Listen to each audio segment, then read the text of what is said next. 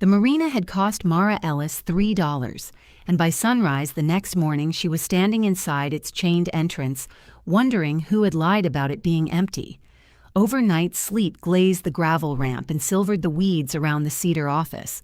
Beyond the decommissioned fuel dock, the western float sagged at bad angles, exactly as Uncle Dean had described.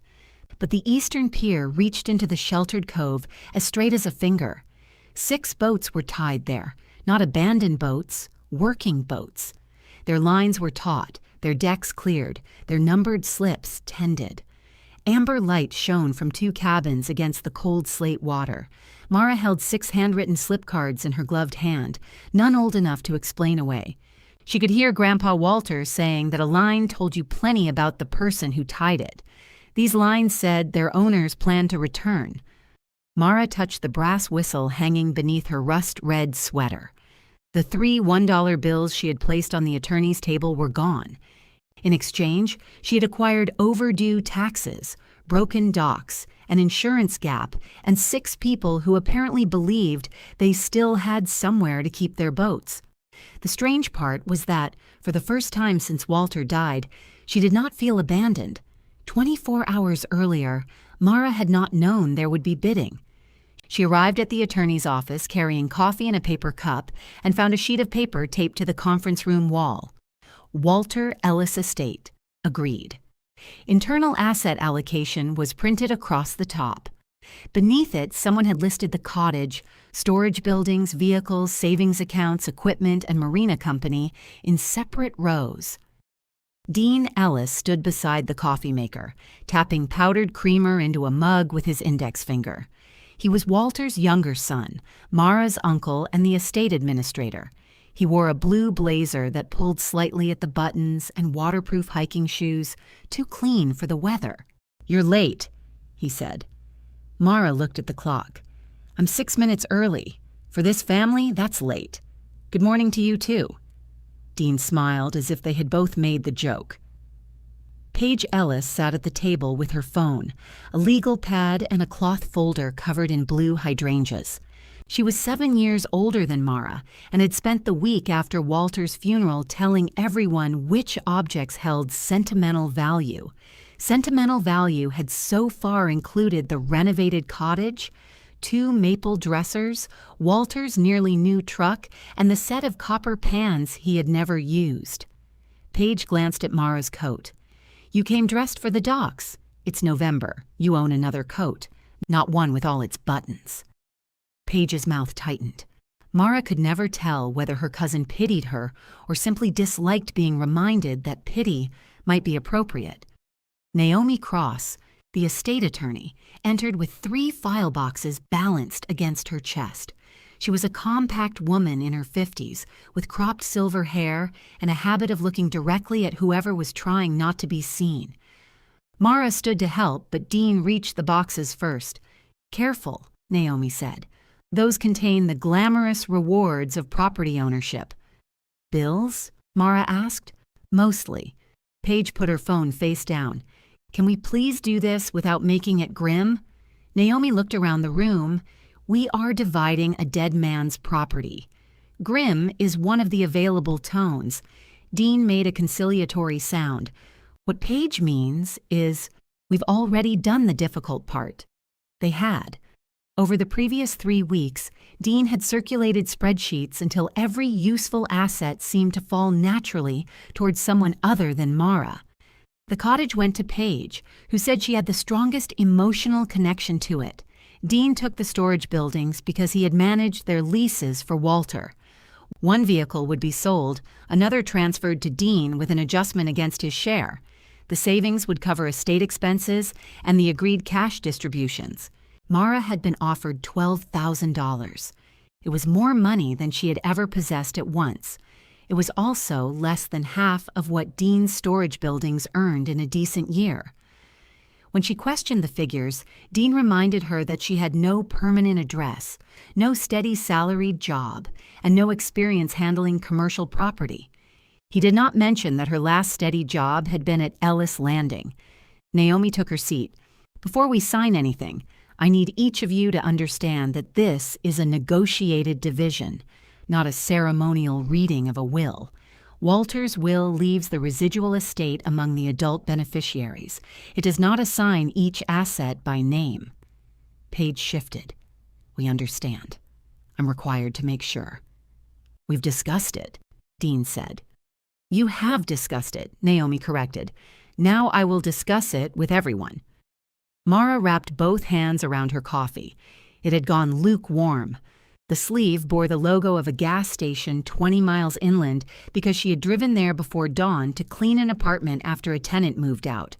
$40 cash, minus gas, minus the cleaner she had bought herself. Naomi began with the cottage. Page spoke about Christmas dinners, Walter's porch chair, and the pencil marks inside the pantry door recording family heights. She did not mention that Walter had stopped hosting Christmas after Mara's grandmother died, or that Page had spent the last 4 years urging him to sell the place because the stairs were inconvenient. Still, Mara did not object. The cottage was warm, pretty, and finished. Page wanted it. That was the logic of the room. Dean described the storage buildings as a management burden he was willing to assume. He said this with the solemnity of a man volunteering to take home an elderly dog. Then Naomi reached the final row. Ellis Landing Marina, incorporated as Ellis Marine Holdings, she said. Real property, operating records, existing contractual obligations, environmental responsibilities, tax arrears, and all business liabilities. Dean leaned back. Closed. Closed to public fuel, repair, and transient operations, Naomi said. Which means closed. It means what I said. Page drew a little square on her legal pad and shaded it in. The place is wrecked. Mara stared at the row on the paper. No value had been written in the right-hand column. Instead, there was a negative number in parentheses. Who came up with that, she asked. The estimated near-term obligations, Naomi said. Taxes, minimum safety work, insurance reinstatement, and professional assessments already obtained. Assessments obtained by who? Me, Dean said, as administrator. You didn't ask me to look at it. Dean's expression barely changed. Why would I? The words were ordinary. That made them land harder. Mara set down her coffee. Because I worked there. You helped Dad there. I ran the docks when his knees got bad. You tied boats and pumped fuel. I handled haul-out schedules, winterized the water, tracked repair tickets, with him standing behind you. Page looked up from her shaded square. Mara, nobody is saying you didn't work hard. That sentence always means somebody's about to say my work didn't count. Page gave a weary little laugh. See? This is why every conversation becomes a fight. Naomi slid the Marina summary toward Mara.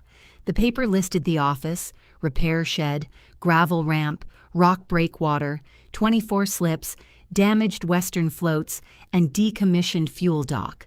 The photograph at the bottom had been taken on a gray day from the road. The eastern pier was partly obscured by the office roof. Mara knew every distance in that photograph. From the office threshold to the ramp, 31 long steps. From the fuel shutoff to the red emergency box, 6. From the beginning of the eastern pier to the last cleat, far enough that Walter used to pretend his knee hurt when he wanted her to check it. She had not been back since the week before he died. Dean folded his hands. The sensible option is dissolution. Sell what equipment remains. Market the land as is. Satisfy as much of the liability as possible. What happens to the waterfront? Someone may buy it. For what? I'm not a fortune teller. But you talk to people. I made inquiries. There it was. Not a conspiracy. Not a secret deal. Just Dean quietly measuring every object according to what it could become, once the inconvenient parts were removed. Mara looked at Page. You're fine with that? Page's eyes flicked toward Dean. I'm taking the cottage because I care about what Grandpa built. He built the marina. He neglected the marina. He worked there until June. And look what it did to him. The room went still. Page pressed her lips together, but she did not take it back. Walter's heart had failed in his kitchen after an ordinary Tuesday. The marina had not killed him. Work had simply been the one part of his life Paige could blame without blaming anyone in the room. Naomi cleared her throat. Under the proposed process, each beneficiary may bid internally for any unallocated asset. The value will be accounted for in the final distribution. Given the Marina Company's estimated negative position, the estate is willing to accept a nominal bid if all beneficiaries consent and the recipient confirms informed assumption of the obligations. Dean nodded. No one is going to do that. Mara read the sentence twice. What's a nominal bid? A real amount, Naomi said. It can be small. It cannot be imaginary. Paige looked between them. Why are we even discussing this? Because Mara asked. No, I asked what nominal meant. Dean pushed the summary closer to Mara, almost kindly. Take the cash, find an apartment, get something steady. Dad would not want you chaining yourself to a failed business because you miss him. Mara studied his face. He believed he was helping. That was the part she could not forgive quickly. Cruelty would have been cleaner. Dean genuinely thought her life was a collection of temporary arrangements Walter had enabled. Borrowed rooms, seasonal work, old boots patched with marine sealant. In his version of the family, the Marina had not employed her. It had prevented her from becoming employable. How long before you dissolve it? She asked. Once the transfers are complete, I'll request authority to wind down the company. And scrap the floats? The usable material, yes. The repair shed, if a buyer doesn't want it. What about the moorings? The marina is closed, Mara. Naomi's gaze moved to him. Dean. What? You keep using that word as if it answers every question. He rubbed the side of his mug with his thumb. Fine. The business is non-operational. Mara reached into her coat pocket. A hardware store receipt, 2 screws, her truck key, a wrapped peppermint, and 3 folded dollar bills came out together. One of the screws rolled across the polished table and stopped against Paige's hydrangea folder. Paige stared at the money. Dean did not. Mara smoothed the bills with the heel of her hand. $3. Mara, Dean said. That's a real amount. Naomi did not smile. It is. You can't let her do this, Paige said. I cannot stop a competent adult from making an unwise agreement merely because her family disapproves. Competent according to what? Naomi's eyes sharpened. According to the law, Paige. Dean stood and went to the window. Outside, sleet ticked against the glass, too thin to stick. His shoulders looked older from behind. If you take this, he said, you take all of it. You don't come back in January and say nobody warned you. I know. The taxes don't disappear. I know. The company could be sued. I know. You don't know. That's the problem. Mara looked at the blank bid line. Her hand shook once before she pressed it flat. No, she said. The problem is that you'd rather sell it to a stranger than find out I might know what I'm doing. Dean turned around. For a moment, hurt crossed his face so plainly that she almost withdrew the words. Then he said, I'd rather know you have somewhere warm to sleep. Paige glanced down. Naomi gave Mara the liability disclosure and made her read every page. Insurance gap, tax arrears, utility status unknown, repairs required before any broader reopening, existing agreements, if any, to be reviewed. No warranty that the property could operate profitably. No promise of equipment, permits, or access beyond what the company legally held.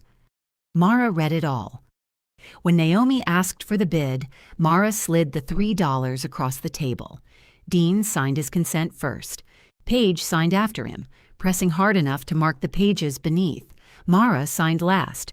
Naomi gathered the documents, then placed a brass key and a gray file envelope in front of Mara. That's it? Mara asked. That is the beginning of it. Dean picked up his coat. Same thing sometimes. He left without his coffee. Paige collected her hydrangea folder and paused beside Mara's chair. For what it's worth, I hope you prove him wrong. Do you hope I prove you wrong? Paige considered that with more honesty than Mara expected. No, she said. I hope it costs less than being right. Then she left too. Mara sat alone while Naomi copied the signed pages. The office hummed with fluorescent light. 3 damp rectangles remained on the table where the bills had been. She picked up the brass key. A strip of faded blue tape was wrapped around its head, and Walter's block letters were still visible in black marker. Office. Mara closed her hand around it. Outside, the sleet had stopped. The clouds had not gone anywhere. They hung low over the street, turning late morning into something that looked nearly used up. Naomi came out carrying the copied disclosure packet and found Mara beside her truck, trying the office key against nothing. "One practical suggestion," Naomi said. "I'm probably going to hate it. Don't spend money today. I can afford that. I mean, don't pay the loudest bill merely because it frightens you first. Find out what can shut you down, what accrues interest, what can be negotiated, and what belongs to the estate rather than the company." Mara put the key in her pocket. "You think Dean mixed them up? I think Walter kept records his own way, and Dean sorted them under pressure. That is not an accusation. It is an argument for checking. Does Dean know you talk about him like that?" "Dean pays me to speak accurately about him." Naomi held out the packet. "The transfer still needs to be recorded. You don't have unlimited authority this minute. You do have the right to inspect the company's property and records. What if the chain key isn't in the office?" Naomi reached into the gray envelope and produced a second key taped to an index card. Mara took it. "You could have led with this one. I wanted to see how long you'd stand there testing a door key in the air." For half a second, Mara thought she was serious. Naomi's mouth shifted at one corner. Was that a joke? A small one. Don't tell anyone. The drive to Ellis Landing took 12 minutes if a person obeyed the speed limit, and 9 if Walter was late to meet a fuel delivery. Mara managed 15. Wet roads gleamed under the trees, and sleet clicked loose from bare branches onto the roof of her truck. She turned down Landing Road, saw the rusted Marina sign, and kept driving. Her hands had made the decision before the rest of her. She went another mile, pulled into the gravel lot of a closed clam shack, and sat with the heater blowing at her boots. Walter had been dead 37 days. In that time, she had avoided the marina with impressive efficiency. She had taken work in Rockland when there was work closer. She had driven the long way to the grocery store. Once she had seen one of his old red fuel cans in the back of another man's pickup and cried so hard at a traffic light that the driver behind her leaned on his horn. Buying the place had been easier than turning into the driveway. She opened the disclosure packet. The property tax arrears were $14,812. The preliminary repair estimate for the western floats began at $46,000 and included the phrase "subject to underwater inspection." Insurance coverage had ended on the 1st of November after the renewal premium went unpaid.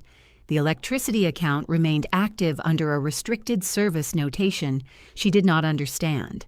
Water service status, isolated for season. Fuel tanks, emptied and decommissioning certification pending final file review. She read until the numbers lost their edges. Her phone showed a missed call from Dean. She set it face down on the passenger seat, where it buzzed again almost immediately. This time, Paige's name appeared. Mara let that call go, too. The third call came from Tessa Ward, whose spare room Mara had been occupying since the plumbing company converted Mara's former apartment building into short-term rentals. "Did you do it?" Tessa asked. "Depends what Dean told you. That you had a grief-induced break with reality and bought a toxic waste site. It isn't a toxic waste site." "Good. I used your good towel this morning." Mara looked down at the packet. "I bought it." There was a pause long enough for the truck's fan to become loud. "For how much?" $3. That doesn't sound like real estate. It came with debt. There it is. I'm going to look at it tomorrow. Why not now? Because the light's going and there's ice. Look at you making one sound decision. Mara laughed despite herself. Tessa's voice softened. "You coming back tonight? If that's okay? You don't have to ask every day." Mara had been asking every day for 6 weeks. "I'll bring dinner," she said. "With the $3 you don't have? I own canned soup. That's the property mogul I know. At Tessa's apartment, Mara spread the papers across one end of the kitchen table and left the other end clear for dinner. Tessa came home after her shift at a veterinary supply warehouse, removed her wet socks in the entryway, and studied the documents while eating tomato soup from a chipped mug. She was 31, blunt-faced, broad-shouldered, and so tidy that Mara had begun folding her own dirty laundry before putting it in the hamper. "What's this?" Tessa asked, tapping the restricted service note. "I don't know. What's this?" "I don't know. What's this?" "A rock breakwater. Do you know anything?" "I know it's a good breakwater." Tessa pushed the papers back. "Then there's your foundation." The spare room contained a narrow bed, 2 stacked milk crates, and most of Mara's life in 3 plastic bins. She opened the bottom one and found her old Marina notebook beneath a coil of clean rope. Walter's handwriting filled the first dozen pages. After that came Mara's: haul dates, pump readings, phone numbers, parts she had meant to order. The final entry was from June. Walter had written beside it, "Good catch on East Pedestal 4. 3 ordinary words. No speech about legacy. No promise that the place would one day be hers." He had noticed that she caught a fault before it burned out the receptacle. At the time, she'd wanted him to say more. She wanted it again now. Mara slept in intervals. Each time she woke, the $3 seemed less like an act she had performed and more like something that had happened to her. Before dawn, she dressed quietly in dark canvas trousers, the rust-red sweater, and the faded navy coat. Her brown waterproof boots were still damp, so she stuffed newspaper into them while she made coffee, then removed it at the door. Walter's whistle went around her neck without thought. Tessa spoke from the hallway. "If you fall through a dock, call somebody before you get embarrassed. I won't go on anything that looks unsafe. They all look unsafe. That's what docks look like." The sky cleared as Mara drove east. By the time she reached Landing Road, a pale band of sunlight lay over the cove. The chain at the entrance had frozen against the iron post. Mara breathed on the padlock, wiped it with her glove, and worked the key gently until it turned. The metal dragged loudly across the gravel. She looped it around the fence rather than removing it, leaving no chance for anyone to mistake the property as open. The cedar office door had swollen in its frame. Her first attempt with the brass key failed. On the second, she pulled the knob toward her while turning, the trick Walter had taught every new employee and never fixed because the trick worked. Cold, stale air met her inside. The office was smaller than grief had made it. A front counter divided the public space from 2 desks. Tide charts curled on the walls. A faded strip marked where the radio charger used to sit. Walter's dented green thermos remained on the windowsill, but when Mara picked it up, it was empty and clean. Dean had boxed the obvious business papers. Pale rectangles in the dust showed where binders had been removed. The desk drawers contained rubber bands, pencils sharpened with a knife, spare cotter pins, and 3 packets of instant oatmeal hardened into bricks. Mara tried the lights. The fixture above the rear desk flickered awake. The front half of the office stayed dark. Restricted service. She wrote it in her notebook. The filing cabinet held old registrations and fuel invoices. A narrow wooden rack beside it carried 24 slots, each marked with a slip number. 18 were empty. 6 held blue cards.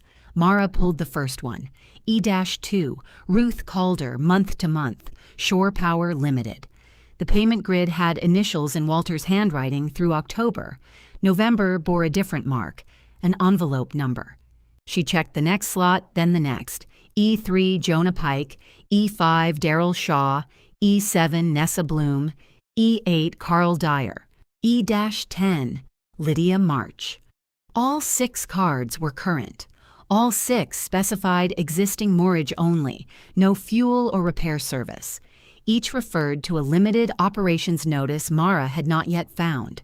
She followed the envelope numbers to a steel cash box secured beneath the rear desk. The key hung inside the desk on a nail.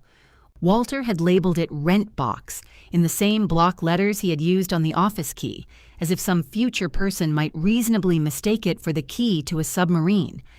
Inside were 6 envelopes. 5 contained checks payable to Ellis Marine Holdings. 1 contained a money order. The amounts ranged from $275 to $320. On the face of each envelope, someone had written a slip number, a date, and a name. The latest had been delivered 4 days earlier. Mara totaled the payments twice. $1,785. Enough to matter. Not enough to make any of the frightening numbers disappear. More unsettling was the fact that every payment had been made after Walter died. She took the cards and stepped outside. The sight of the 6 boats held her at the office corner. Until then, a bureaucratic explanation had remained possible. Old cards, automatic payments, people careless about dates, but no one had been careless with those boats. A 32-foot lobster boat occupied E3, its white cabin weathered and clean. 2 slips down, a low workboat carried stacked bait crates lashed beneath a tarp. The shellfish boat at E10 had its gear secured in neat rows. Thin ice edged the sheltered water near shore, breaking into clear plates where the tide lifted it. On the far side of the fenced fuel dock, the western floats dipped drunkenly, one corner submerged. The contrast was so sharp it looked like a line drawn through the property. 2 cabin lights burned amber. No person was visible. Mara stood with the 6 cards gathered in one gloved hand. The maintained lines moved against their cleats with small, wet creaks. The sound reached her through the northwest wind. The eastern pier was alive. A pickup slowed on the road behind her. It stopped outside the chain. The driver did not honk. A woman climbed out wearing insulated coveralls, a gray wool cap, and square glasses with dark frames. She studied Mara, the opened office, and the chain still looped through the gate. "You Dean's girl?" the woman called. "No. Good answer. Wrong generation, though." Mara walked up the gravel slope. "I'm Mara Ellis." The woman's gaze dropped to the brass whistle and returned to Mara's face. Walter's dockhand, his granddaughter. "I know who you are. I'm Ruth Calder." Mara looked at the first card in her hand. Ruth noticed. "Found the rack then." "You paid rent 4 days ago." "Yes, to a closed marina, to a limited marina. Who took the payment?" Ruth looked past her toward the eastern pier. "Jonah collected the envelopes. I put mine through the office slot." "There's no mail slot." "Not in the door." Ruth pointed toward the side wall. Half hidden behind a warped bulletin board was a narrow brass flap Mara had never noticed. "Walter installed it in September," Ruth said. "Kept telling him it leaked. He kept telling me rain falls down. Grandpa died in October. I attended the funeral." The answer was not unkind, but it closed the easiest path around the conversation. Mara held up the cards. "Did Dean know you were here?" "I never spoke to Dean. Did Paige?" "Wouldn't recognize her if she arrived wearing a name tag." "Who told you to keep paying?" "No one. Our agreements told us." Ruth walked to the gate and put one hand on the chain, waiting rather than asking. Mara hesitated, then unlooped it enough for her to step through. "You own this now?" Ruth asked. "The company transfer is being recorded," meaning yes, with paperwork still moving, meaning maybe I made an expensive mistake. Ruth looked toward the damaged western floats. "You did?" Mara almost laughed. "That's reassuring. I didn't say it was the wrong mistake." From the eastern pier came the cough of an engine trying to turn over. It failed, paused, then caught with a low diesel rumble. A man in an orange watch cap rose into view aboard the lobster boat at E3 and glanced toward shore. Ruth lifted 2 fingers. He returned the gesture. "That's Jonah Pike," she said. "He'll have receipts you'll want. I can show you why the power is still on, but I won't touch the panel until you tell me who carries the liability. I don't have insurance yet. Then we don't touch it." Mara had expected entitlement, excuses, perhaps 6 angry people insisting Walter had promised them something. Ruth sounded more cautious than Dean. "What exactly did my grandfather keep operating?" Mara asked. Ruth watched the 6 boats pull gently against their lines. "Not much," she said, "but more than your family bothered to see. Ruth waited for Mara to ask the next useful question. Mara looked from her to the eastern pier. Are those boats allowed to be there? Under the 6 existing agreements, yes. Allowed by who? The town approved restricted moorage after the storm inspection. The western side was closed. Fuel and repair were closed. Eastern Pier stayed under limited occupancy because its pilings and outer connections passed. And the power? Separate branch. Isolated from the repair shed and fuel systems. Where's the approval? Office. Unless Dean took it. Mara thought of the pale rectangles in the dust. He took boxes. Then ask him for the box. Jonah's engine settled into a heavy idle. He stepped from the lobster boat onto the pier, tested the deck with one boot, and started toward shore. He was lean through the shoulders, with a brown beard going gray around his mouth. His orange cap was stained near the edge where he habitually grabbed it. Ruth watched him approach. He thinks your uncle plans to clear us out. Does everybody think that? Your uncle put a chain across the gate. The chain has been there since the public closure. He changed the lock after Walter died. Mara looked down at the new brass padlock in her hand. Jonah stopped several feet away, close enough to talk, but not close enough to be welcoming. You bought it. News traveled through a harbor faster than weather and was sometimes less accurate. How did you know? Ruth called me from the road. Ruth shrugged. He was already here. You've been sleeping on your boat? Mara asked. No, the light was on. Block heater and cabin heater. 40 degrees keeps the lines from freezing. Same with Ruth's boat. Ruth nodded toward the office. Physically sourced amber light, if you were worried about ghosts. Mara looked at her. Walter used to say the place looked haunted before dawn. He said that because the yard light flickered. He also refused to replace the yard light because it made people leave faster. Jonah did not join their smile. Are we out? I don't know yet. His jaw shifted. That's not complicated. It is when the company taking your rent has no insurance, and I have not seen your full agreements. We paid Walter. He's dead. I'm aware. The sharpness struck both of them. Jonah looked toward his boat, and Mara wished she could pull the sentence back without pretending it was untrue. Ruth stepped between the silence and made it practical. Jonah has copies.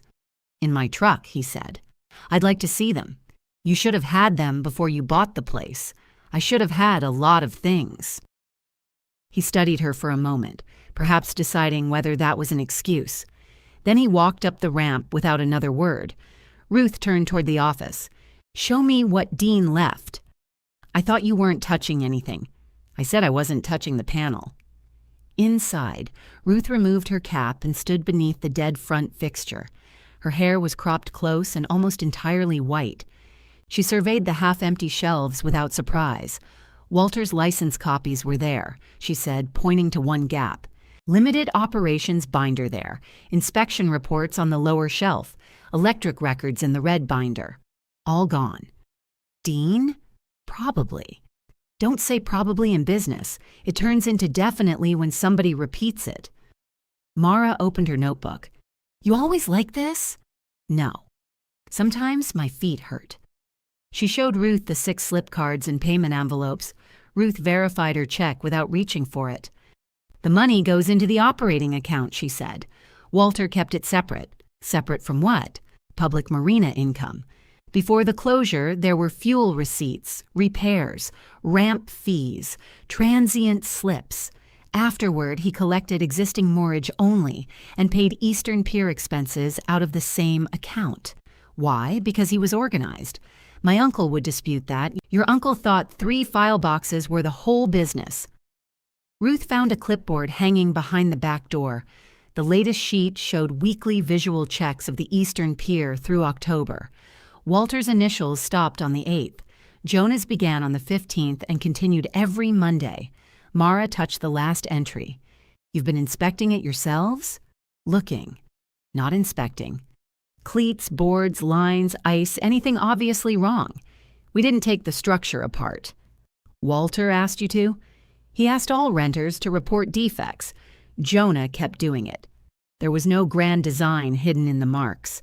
Just a person seeing an empty line on a page and refusing to let the record end there. Jonah returned with a plastic document pouch. He laid 6 photocopied agreements across the counter, one for each active slip. "You have everybody's?" Mara asked.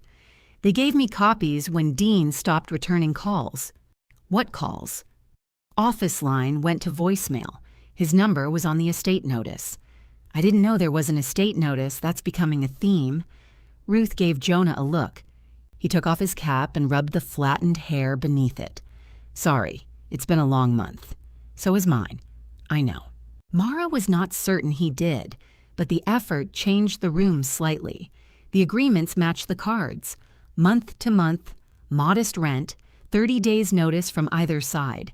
No public services promised, no fuel, no repair access except emergency stabilization, electricity at metered or allocated cost. The limited operations notice was incorporated by reference, but not attached. "These are signed by Grandpa," Mara said. "And us," Jonah replied. "They don't promise permanent rates." "No, or permanent slips." "No. You understand I can't promise either today." Jonah put his cap back on. "I understand you can give notice and have us gone in 30 days. I also understand there are not 6 affordable empty berths waiting around the cove. Then why'd you keep paying after he died?" "Because we stayed." The answer embarrassed her, though she was not the one who had failed to collect or acknowledge the payments. Jonah pointed to the cash box.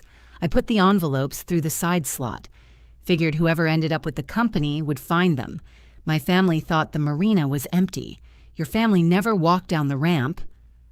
Mara closed the agreement pouch. "What happens if I shut off the electricity?" "Ruth's boat can be hauled if she has to. Daryl needs enough power to keep his systems dry. Nessa can move hers temporarily. Carl will complain and then solve it. Lydia and Aaron use shore power between work days. Mine gets expensive if I'm running the engine just to keep heat in it. You could move. At commercial winter rates, sure. I could also eat every meal at a restaurant.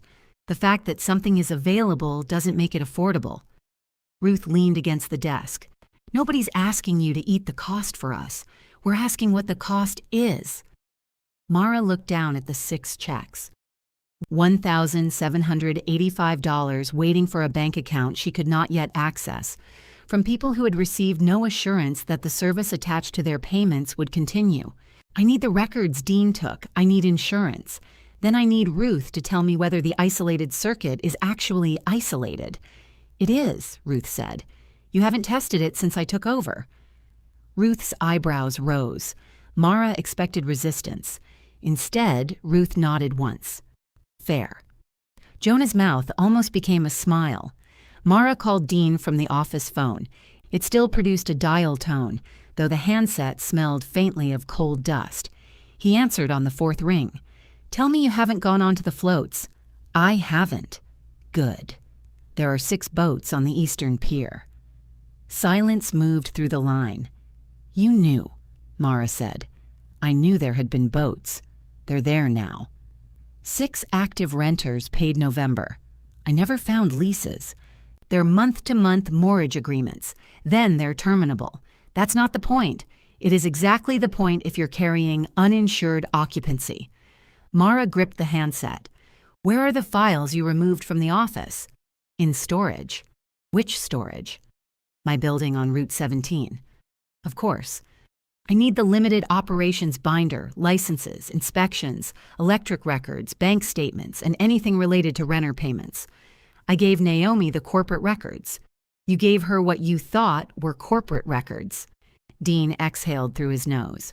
"I had 4 weeks to inventory an estate while handling the funeral, creditors, utilities, and 2 buildings full of tenants. And you keep saying I only helped Grandpa. That has nothing to do with this. It has everything to do with this. I would have known which binders mattered." Ruth looked away, giving Mara privacy in a room too small to contain it. Dean's voice lowered. "You did not offer to help. You told me the estate had to be handled properly. It did, meaning by you. Meaning not by someone who could barely enter the property." Mara stopped. He had seen her drive past, or Walter had told him how she stopped visiting after the closure. Either possibility hurt because it gave his accusation a piece of truth. "I'm entering it now," she said. "I'll bring you the files." "When?" "Tomorrow." "Today." "I have appointments. You sold me a company with paying occupants and didn't disclose them. I disclosed existing agreements, if any. You signed the language. You also told me it was empty. I told you it was closed. That is not the same word." Dean was quiet. Mara heard a drawer open on his end, then close. "I can be there at 3. Bring every Marina file. Don't decide what matters." His laugh held no humor. "You've owned it less than a day, and already that sentence is getting old." She hung up before he could answer. Jonah studied a tide chart. Ruth studied Jonah studying the tide chart. 3:00, Mara said. "I heard," Ruth replied. "Office walls are cedar, not sacred." The insurance number in the disclosure packet led to Walter's former broker, a man named Pete Averson, who remembered Mara only after she described the brass whale mounted above his reception desk. "The prior carrier won't reinstate without conditions," he said, "not with occupied slips during a lapse." "What conditions?" "Documented restricted operations, current electrical review, proof of structural inspection for the occupied pier, fuel exclusion, repair exclusion, and a down payment." "How much?" "That depends on the binder. How much enough that I should sit down?" Pete sighed. "Probably 14 to 1600. Mara sat. She had $1,940 in savings, most of it intended for an apartment deposit. The 6 rent checks belonged to the company and could not become hers simply because she needed them. The company bank access might take days. "What if I close the pier until the review?" she asked. "You still own a waterfront property with structures and people's boats against it. Closure reduces exposure. It doesn't erase it." After the call, Mara wrote $1,600 at the top of a clean page. Jonah read it upside down. "That the premium?" "The beginning of one. We can prepay December." "No. It would put cash in the company. And if the pier fails inspection, I'd owe it back." "Then hold it. In what account?" "I don't have access yet." Ruth folded her arms. "She's right." Jonah looked irritated by the ruling.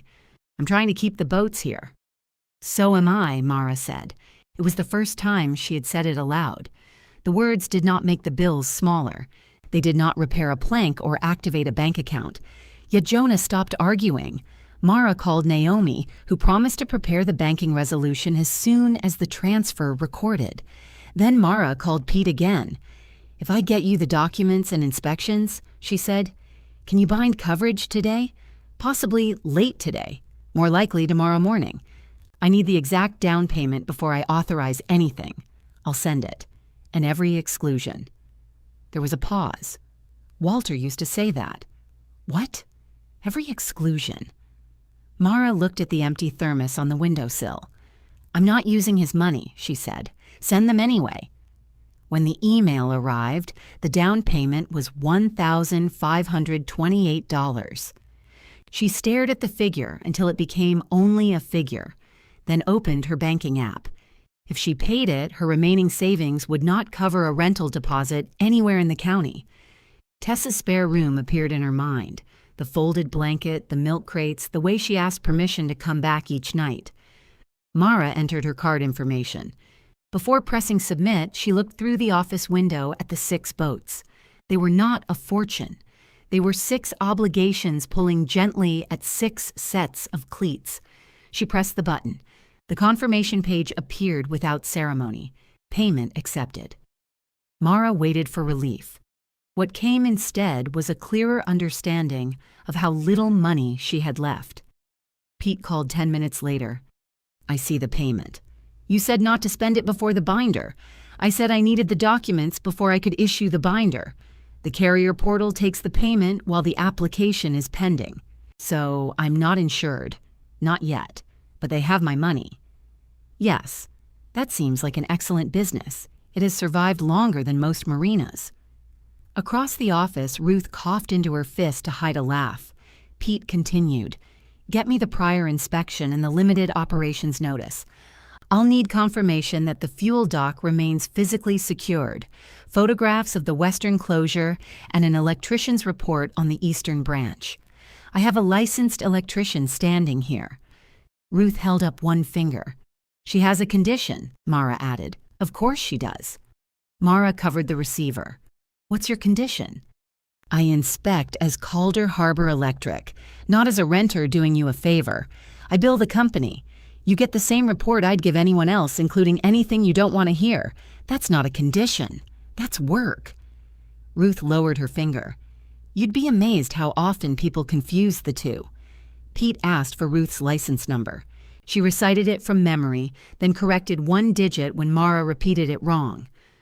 I can accept her report, he said.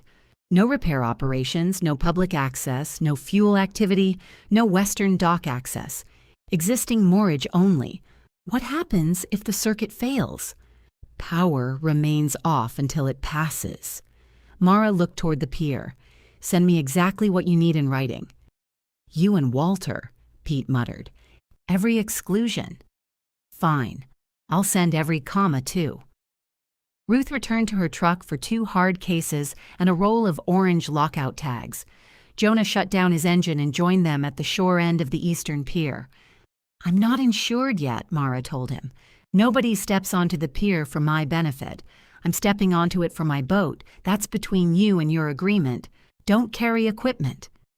He considered arguing, saw Ruth's expression, and moved aside. The electrical service entered through a weatherproof enclosure behind the office. Ruth unlocked it with a key from her own ring. You have a key?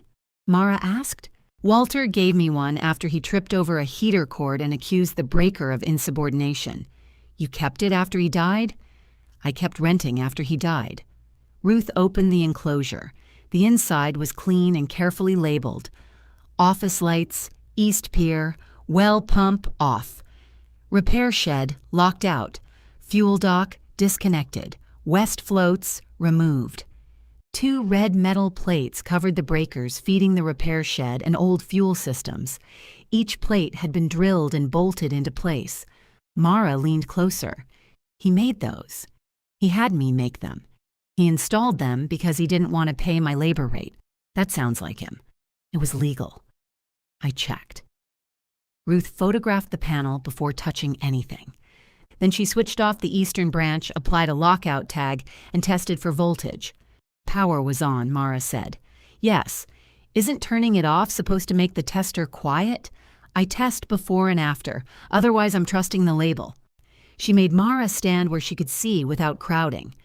Ruth explained the separate shore power branch, the ground fault protection, the small meter bank that tracked the occupied pedestals, and the isolation point Walter had paid to install after the storm damaged the western side.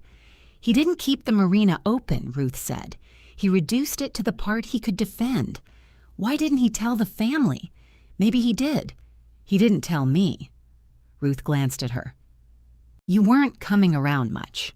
The words were less pointed than Dean's and therefore harder to resist. I called him. I didn't say you abandoned him. I know what people mean when they say things carefully. Ruth set the tester down. Then hear the careful part. Walter didn't talk about you like someone who left. He talked about you like someone he was waiting for. Mara's throat tightened. That doesn't make it fair, Ruth added. Old men can turn waiting into a contest nobody agreed to enter. Mara looked at the red plates. What did he say? Mostly that you'd tell him the labels were crooked. They are crooked. I told him that too. Ruth energized the branch and began testing the shoreside protection. At the second stage, the device failed to trip within the expected interval. She repeated the test. What does that mean? Mara asked. It means we don't have a passing report. Jonah stared toward his boat. Is the whole pier unsafe? He asked.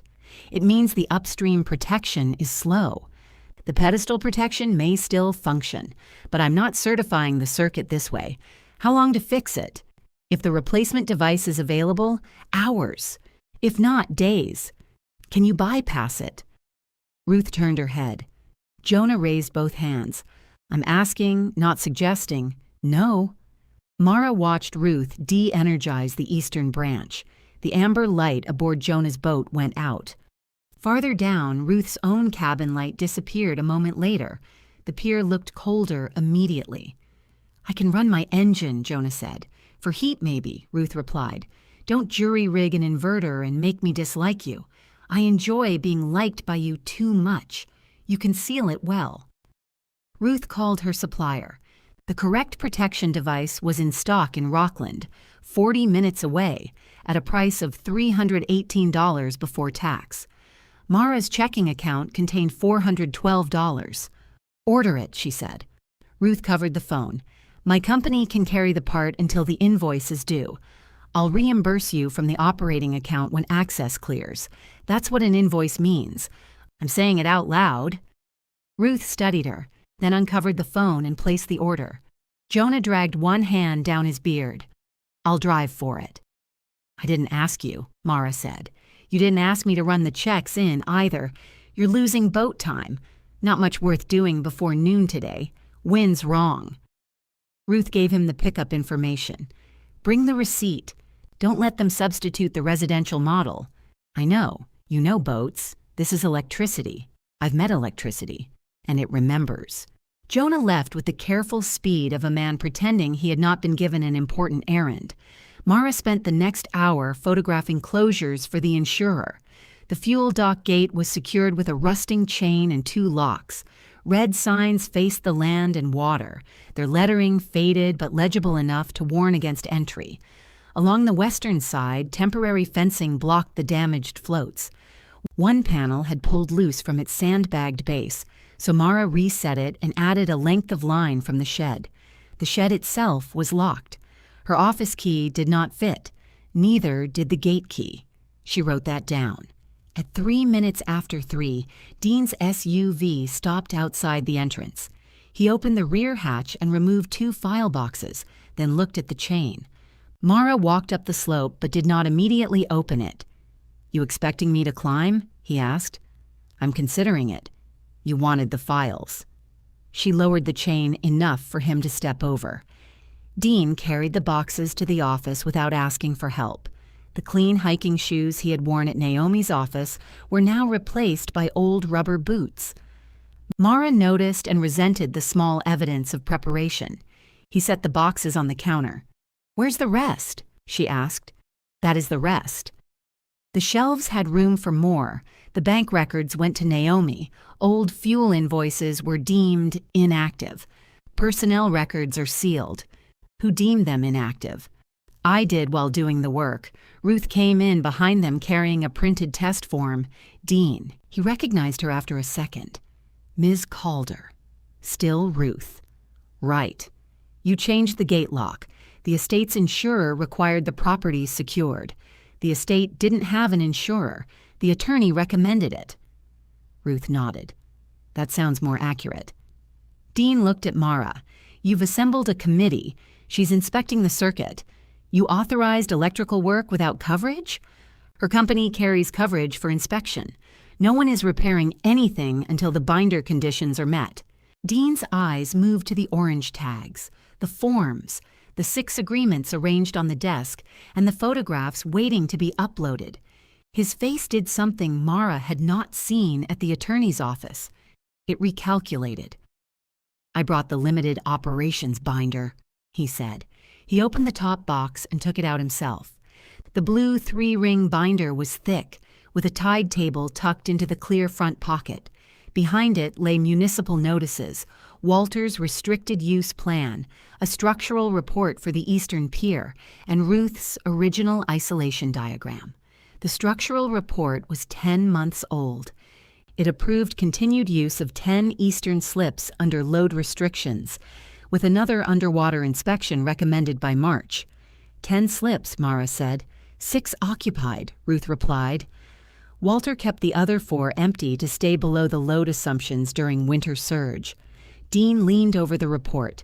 I never saw this. It was on the shelf, Ruth said. I collected what appeared active. It has a yellow cover and says, Active East Pier. I was handling hundreds of documents. Mara expected Ruth to cut him again. Instead, she said, Then you missed one. Dean straightened. I admitted that. No, Mara said. You said you never saw it. Those aren't the same. He looked at her, tired rather than angry. What do you want me to say? That you didn't know the place well enough to decide it was dead. The office went quiet except for the faint tick of the electric fixture. Dean touched the edge of Walter's binder. All right. I didn't. The answer disarmed her. He walked to the window. Jonah's boat sat dark at E3, tugging against its spring line. Dad told me he'd closed, Dean said. I thought he finally listened. To you, to his doctors, to everyone. He reduced operations. He changed the word. He changed the work. Dean shook his head. That distinction mattered more to him than it did to the people watching him come home exhausted. For one uncomfortable instant, Mara could see Walter from Dean's side, stubborn, limping, refusing help while calling refusal independence. Then Dean pointed toward the pier. Do they know you can't afford this? They know I'm reviewing the costs. That isn't what I asked. I don't know what I can afford yet. His gaze dropped to the insurer's payment confirmation on her screen. You used your own money. It's my company. It was your apartment money. Mara felt exposed in front of Ruth. You don't get to call me irresponsible and then track my savings. I'm trying to understand what you've done. I bought the thing you all agreed I could buy. You bought it because I told you not to. That helped. Dean shut his eyes briefly. When he opened them, the fight had gone out of his face. The shed key is in the second box, he said. Dad kept it on a red float. There's equipment in there that may have been assigned with the storage buildings. Don't move anything until we sort the inventory. There it was again, his concern arriving with a fence around it. Jonah returned before Mara could answer. He carried a small cardboard box against his chest and stopped when he saw Dean. You finally came down the ramp, Jonah said. Dean looked at the wet timber, the dark boats, and the damaged western floats beyond the fence. Yes, he said. Apparently I did. Ruth installed the replacement device while Jonah held a work light from shore. Mara watched every step and wrote down the model, cost, installation time, and test results. When Ruth energized the branch again, the protection tripped exactly when it should. One by one, the two cabin heaters came back on. Amber returned to the windows. Ruth signed the report and handed it to Mara. Send that with the structural pages. Pete issued the restricted binder at 4:47. Mara printed the proof of coverage and pinned it above the desk. Beneath it, she posted a handwritten notice. Eastern Pier existing mirage only. No public access, no fuel. No repair operations. Western area closed. At the bottom, she added, questions and payment records. Mara Ellis. She stared at her own name until it looked official enough to frighten her. Then she unlocked the office door for the 6 people who were already paying to enter. The first person through was not a renter, but Dean. He had stayed near the window while Ruth packed her testers, silent enough that Mara assumed he was waiting to leave. Instead, he took the handwritten notice from the wall, read it, and pinned it back more squarely. You should put hours on there, he said. I don't have hours. Then people will invent them. Are you offering business advice now? I'm offering door advice. He collected his empty file boxes. At the threshold, he paused beside the green thermos. That was mine, he said. Mara glanced at it. Grandpa used it every day because I left it in his truck in 1998. Do you want it? Dean rubbed a thumb over a dent near the handle. No, he ruined coffee in it for 25 years. It's yours. He stepped outside before she could decide whether the exchange had been generous or territorial. Ruth watched him climb the ramp. Families could make a knife out of mashed potatoes. That's supposed to help? No, just something I've observed. Mara found phone numbers on the 6 agreements and called each renter. She introduced herself, confirmed that the Eastern Branch had passed Ruth's test, and asked everyone to meet at the office the following evening. She said existing terms would remain in place, while she reviewed the company records. Carl Dyer interrupted her twice to ask whether that meant a rent increase.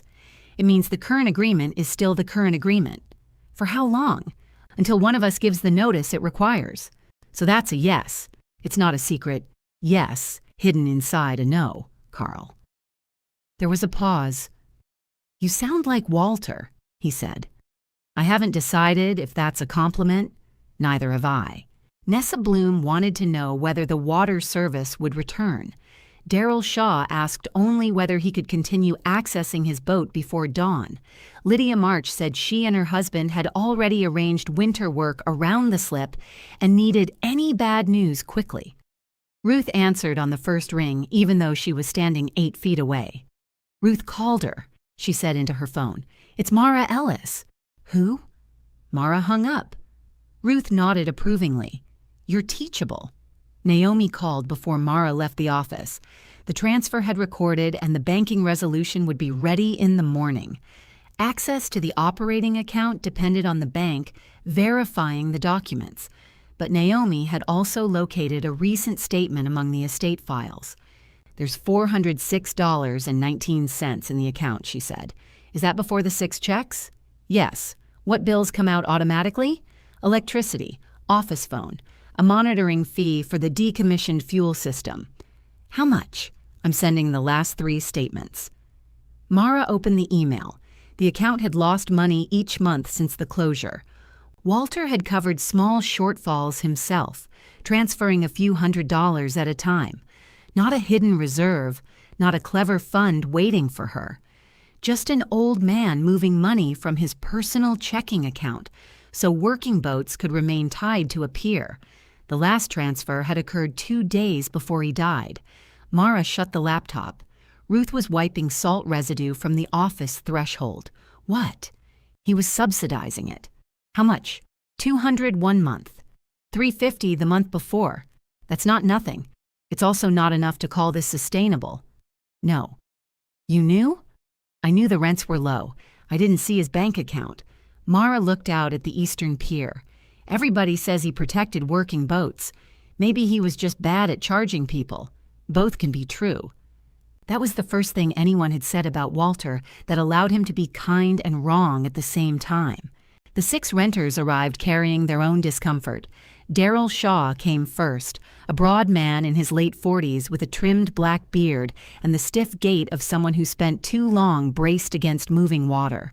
He worked as a scallop diver and removed his knit cap the moment he entered, as if the office were still Walter's. Nessa Bloom arrived in a faded red station wagon with survey poles visible through the rear window. She was 36, small and quick, with wind-tangled blonde hair and a Marine Survey Company's logo stitched over her jacket pocket. She placed a folder of receipts on the counter before saying hello. Carl Dyer brought the smell of bait with him. He was 58 and compact, with heavy forearms and eyebrows that seemed permanently skeptical. His hauling boat supplied frozen and salted bait to independent crews up and down the coast. He shook Mara's hand, then immediately inspected the notice on the wall for loopholes. Lydia March wore rubber bibs over a purple fleece and carried a stainless travel cup decorated with faded clam stickers. Her agreement was in her name, though she and her husband Aaron ran their shellfish boat together. She sat nearest the door and kept her cup between both hands. Jonah brought a paper sack of donuts. Ruth brought an invoice. $318 for the device. Mara read. $180 labor. 2 hours, 1 truck charge waived. You worked longer than 2 hours. I spent part of that time teaching the owner what her panel does. I don't bill for public service. Carl leaned over. You charge me for every sentence. You require specialized communication. Mara wrote the invoice into a fresh ledger before the meeting began. Date, vendor, purpose, amount, due date. Beneath it, she recorded the insurance down payment and marked it as an owner contribution from her personal funds. Jonah watched her write. You don't need to do that in front of us. Yes, I do. She handed each renter a receipt for November payment, though the checks had not yet been deposited. Nessa raised a hand slightly. Can we bring our own water containers down the ramp? For vessel use, yes. No hoses connected to Marina plumbing. What about the shed? Carl asked. Closed? My winch control is sticking. That sounds like repair work. It's an adjustment. Does it involve tools? Everything involves tools if you respect it. No shed. Carl sat back. Walter let us use a bench. The agreement allows emergency stabilization, not ordinary maintenance. My insurance excludes repair operations. The shed is right there. So is the fuel dock. You can't use that either. I don't want the fuel dock. Then we have our first successful compromise. Darryl covered a smile with his hand. Carl looked offended for a moment, then took half a donut. You're going to be difficult. I hope to be consistent. That's what difficult people call difficult. Lydia opened her copy of the agreement. What happens after December? I need actual costs before I answer. Are the rents going up? Probably. No one spoke. Mara could have softened it. She could have said maybe or not much, or Walter would have wanted her to preserve the rates. Instead, she turned the ledger so they could see it. November rent totals $1,785. The operating account has $406. The replacement Ruth installed was $498. Electricity, phone, and fuel monitoring charges averaged just under $700 a month over the last 3 months. Insurance is going to require installments. Property taxes are overdue. That's before pier maintenance. Jonah leaned forward. How much of the insurance did our occupancy add? I don't know yet. I asked Pete to separate the estimate. Ruth tapped the ledger. And your $1,600? $1,528. That is not Marina income. I marked it as owner contribution. You expecting reimbursement? When the company can afford it. Carl gave a low whistle. So never. Helpful, Lydia said. I'm not asking any of you to rescue the place, Mara said. I'm telling you the rates can't stay based on Grandpa covering shortages from his own pocket. Darryl stared at the floor. Did he do that often? At least the last 3 months? Ruth knew Mara had only seen 3 statements. She did not correct her in front of them. Jonah took a folded notebook from his jacket. These are the cash expenses he asked me to track after the office closed. Mara accepted it. Each page listed small purchases. Ice melt, replacement line, dock washers, trash hauling, bulbs. Receipts were stapled inside. Jonah had noted which renter paid and whether Walter credited the next month's rent. You bought 32 feet of pressure-treated board, Mara said. Loose planks on E5 and E7. Who approved it? Walter. Did you take the credit? No. Why not? Jonah shifted. He died before rent was due. So the company owes you. It was $96. The company owes you $96. Mara entered it beneath Ruth's invoice. Carl unfolded his arms. I replaced a cleat in September. Do you have the receipt? No. Did Grandpa approve it? He watched me do it. Then show me which cleat and tell me what you paid. I'll note it as unverified until I can match his records. This gonna turn into us doing all the work? No. It's gonna stop being 6 separate favors nobody records. Nessa slid her folder closer. I have photographs from every time I reported something. Of course you do, Carl said. I work for surveyors. You label your leftovers, so nobody eats my soup. Lydia looked at Mara. Aaron and I can handle our own lines and deck access. We cannot pay commercial harbor rates. What can you pay? The question startled her. Mara took a clean sheet and wrote each current rate in a column. I'm not asking for promises tonight. I need to know what increase would force you out, what services you actually need, and which ones you don't. Separately. No group answer where the person with the most money speaks for everyone. Carl stopped chewing. Ruth said, Walter never asked that way. How did he ask? He didn't. He decided. A faint embarrassment passed around the room. Their affection for Walter had included accepting the ease of letting him absorb the difference. Mara handed out paper. The answers came back folded.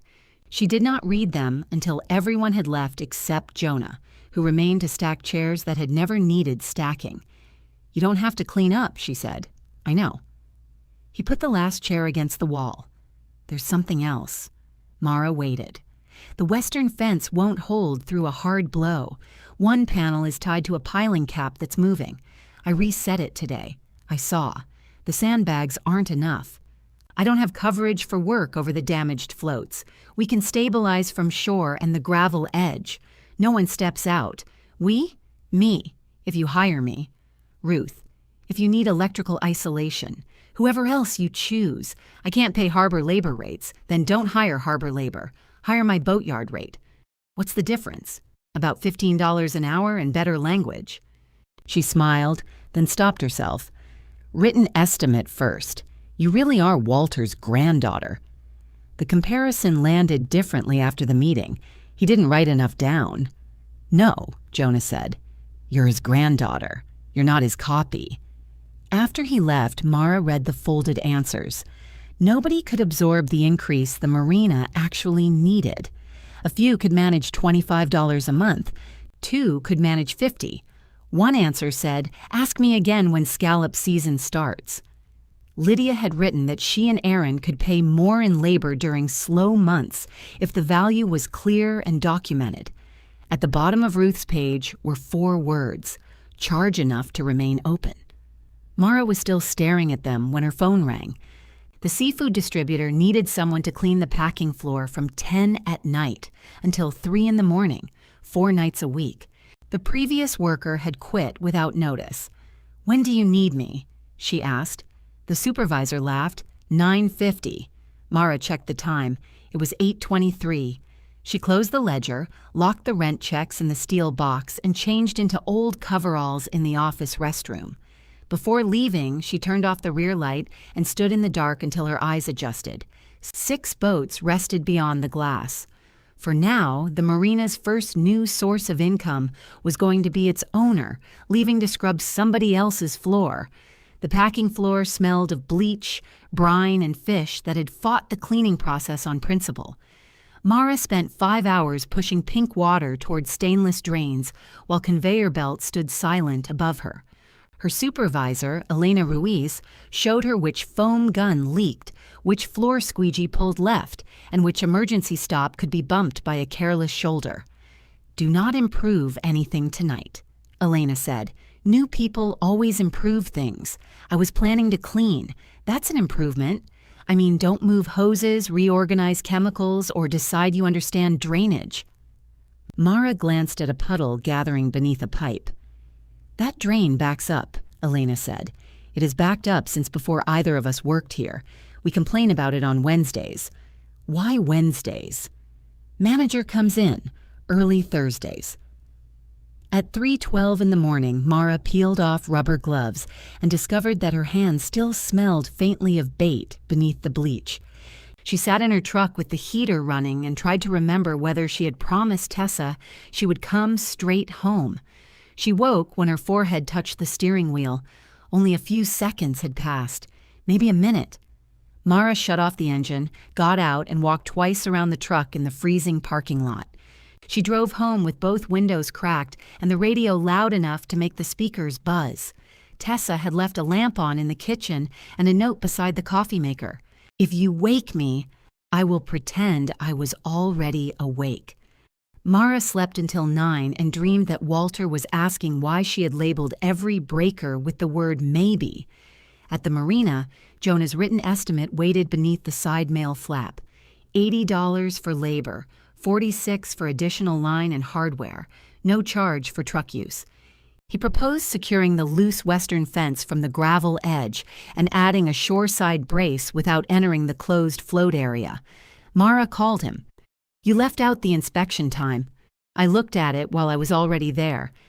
You spent time. I also stared at the weather for 20 minutes. You want that itemized? If it informed the job, it informed me that December's coming. She pinched the bridge of her nose. I'm not trying to make this difficult. I know. You're trying to make every favor stop being a favor. Yes. That's going to take longer than a week. They agreed on $100 labor. Jonah sounded annoyed, which Mara accepted as evidence that the price was closer to fair. Bank access cleared just before noon. She deposited the 6 checks using the night slot because the teller said business deposits required forms the branch had run out of. The money would not be available until the following day. Mara recorded the delay in the ledger. Then she recorded $42.60 for new padlocks, $11 for copier paper, and $9 for a weatherproof clipboard. Each small purchase felt insulting beside the tax debt. By the time she finished writing, she understood why Walter had used the backs of envelopes for notes. Stationery was cheaper when somebody else had mailed it to you. Ruth arrived to test each occupied pedestal under load. She found corrosion inside the outlet at E8 and shut it down. Carl stood on the pier with his arms folded. It worked yesterday. It carried current yesterday, Ruth said. That is not the same as working. How long? New receptacle and cover. Tomorrow, if the supplier has them. My freezer draw is within rating. Your plug has heat discoloration. It's an old plug. Old is not a protective device. Mara crouched beside Ruth, studying the green staining around one connection. Could this have caused the slow trip yesterday? No. Separate problem, meaning separate invoice. Now you understand electricity. Carl walked back toward shore, muttering that Walter had never shut him down over discoloration. Ruth heard him. Walter also called me when things caught fire. Carl stopped. Things caught fire? One thing. Small. What thing? Your cord end. 3 winters ago. That was smoke. Smoke is fire making an appointment. Carl looked at Mara. She enjoys this. I'm beginning to. Ruth's price for the replacement was $243, parts and labor. Carl offered to pay half because the worn plug on his boat had contributed to the heat. The pedestal belongs to the company, Mara said. The plug belongs to me. Replace your plug. I'll handle the pedestal. That fair? It's divided. That wasn't my question. Mara looked at the ledger in her hand. No. Fair would have been Grandpa replacing the cover before water got behind it. Ruth sat back on her heels. He ordered one in August. Where is it? Repair shed, probably. The shed key hung on a red foam float in the second file box, exactly where Dean had said. Mara unlocked the corrugated door and had to shoulder it upward when the bottom edge caught on gravel. Cold metallic air came out. The shed held more than the estate inventory suggested. Not treasure, mostly the accumulated tools of an old working marina. Coiled hose, dock cartwheels, a drill press with a frayed cord, 2 chain falls, blocking timbers, hand tools, broken pressure gauges, fastener bins, lengths of pipe, and shelves of parts and coffee cans. A gray pressure washer sat near the wall. 4 portable boat stands nested behind it. Colored inventory tags hung from several items. Blue tags marked property assigned with Ellis Landing. Yellow tags marked equipment assigned to Dean with the storage buildings. The pressure washer and all 4 stands had yellow tags. Ruth found the replacement shore power cover on a shelf beneath a jar labeled Good Screws. Of course, Mara said. It is a good screw jar. There's another one labeled Maybe Good. That one is honest. Mara photographed the parts before removing them and wrote the stock number into the ledger. Using an item already owned by the company still had a cost, even if cash did not leave the account. Walter's records had taught her that by omission. A vehicle stopped outside. Paige entered the shed carrying a cardboard drink tray. Her cream-colored coat seemed designed to accuse every greasy surface in the room. I brought coffee, she said. Ruth looked at the cups. How many? 2. I was just leaving. You don't have to. I do if there are only 2. Ruth took the replacement cover and passed Paige with a polite nod. Paige watched her go. Is she always like that? Usually more. She held out a cup to Mara. The label said, oat milk, 1 sugar. Correct. Thank you. I'm not here to inspect. I didn't think you were. Dean said you're spending your own money. Dean talks when worried. It's his most expensive habit. He's trying to keep you from getting hurt. He helped give me the thing doing the hurting. Paige stepped around a crate of rusted shackles. You chose it. So did you. The cottage isn't $14,000 behind on taxes. No, it was renovated with estate money while Grandpa was alive. Paige's face changed. That was for him. It was for resale. He needed a safe bathroom and better heat. That part was for him. The quartz countertops were not medical. Paige set her coffee on the workbench too hard. Why can't you let me care about the cottage without turning it into evidence? Why can't you let me care about the Marina without calling it a breakdown? I didn't call it that. You told Tessa I'd had a grief-induced break with reality. Dean said that. You repeated it. Paige looked at the yellow-tagged equipment. I came to ask if you're coming Thursday. For what? Thanksgiving. The word felt misplaced in the cold shed. At the cottage? Yes. I thought we could use it. All of us. That's the point of keeping it. Mara imagined Walter's porch chair, the kitchen scrubbed clean of him, Paige arranging the copper pans where they would catch the light. I work Wednesday night. Dinner is Thursday. I also have to check the pier. It takes all day to look at 6 boats. There are 24 slips. Paige glanced toward the damaged western side. Most of them are broken. Thank you for the update. Mara. I don't know yet. Paige picked up her cup. You used to make fun of Grandpa for missing everything because of this place. I know, and now you're doing exactly what he did. The unfair part was how nearly true it sounded. Paige left without taking back the coffee she had brought Mara. Dean arrived an hour later with the estate inventory and a flatbed trailer. He had come for the pressure washer and stands. I need those, Mara said. They transferred with the storage equipment. They were used here. They were stored in my buildings before the storm. Dad brought them back temporarily. Then why are they in the Marina shed? Because he didn't return them. Convenient. Dean held out the signed allocation schedule. The serial numbers matched the yellow tags. Mara did not take the paper. You assigned them to yourself. The beneficiaries approved the distribution because you described them as storage maintenance equipment. The pressure washer was used at both properties. The stands are movable assets, not fixtures. They're boat stands. Yes, at a marina. Yes. He said it without triumph, which made her angrier. Leave them until spring. I have a tenant who wants the pressure washer and I can sell the stands. I'll rent them from you. With what money? The company's. The company owes taxes. So do the storage buildings. The storage buildings earn enough to pay them. Mara hated the clean circle of his logic. Dean studied her face. You still have an exit. I own it. The transfer can be unwound by agreement before estate distribution closes. I'll recommend the estate reimburse your insurance payment and Ruth's work. You take the $12,000 cash allocation. And the renters? Give notice. They have contracts, not life estates. They have boats and jobs. They had those before Dad subsidized them. Mara glanced toward the pier. Ruth was replacing the corroded cover while Carl stood nearby holding the old one as if it might confess. You saw the ledger, Dean said. You know this doesn't work. It didn't work the way Grandpa ran it. You think 1 week of forms makes you better at this than him? No. She looked back at Dean. I think being willing to change things might. For the first time, he appeared angry rather than concerned. Dad would have hated that sentence.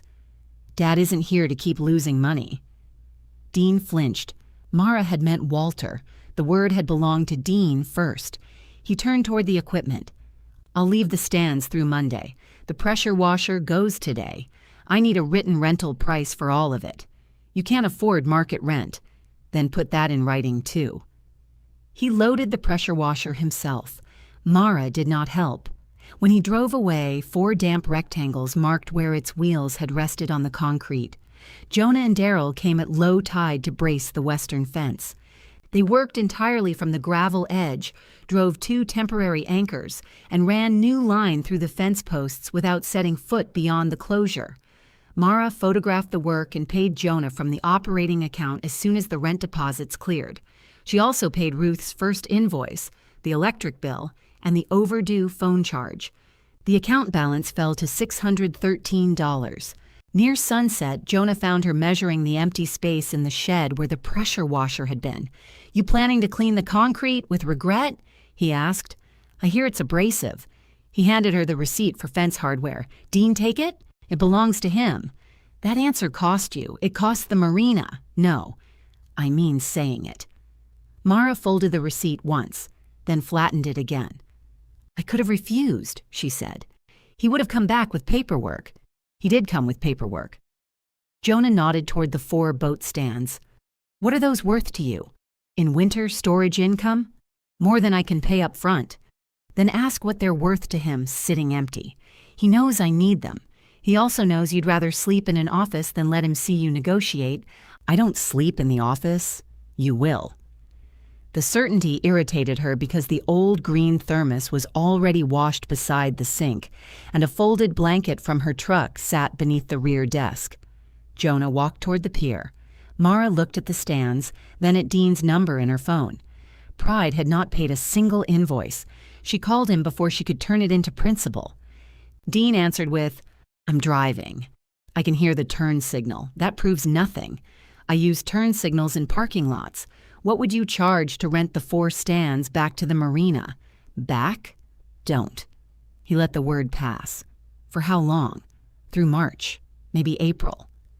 "You don't have winter storage customers. I can't quote winter storage without stands. You can't insure winter storage without a functioning yard. The gravel ramp is usable, and the east side of the yard is outside the western closure. I'm checking the rest." Dean's turn signal clicked 6 more times.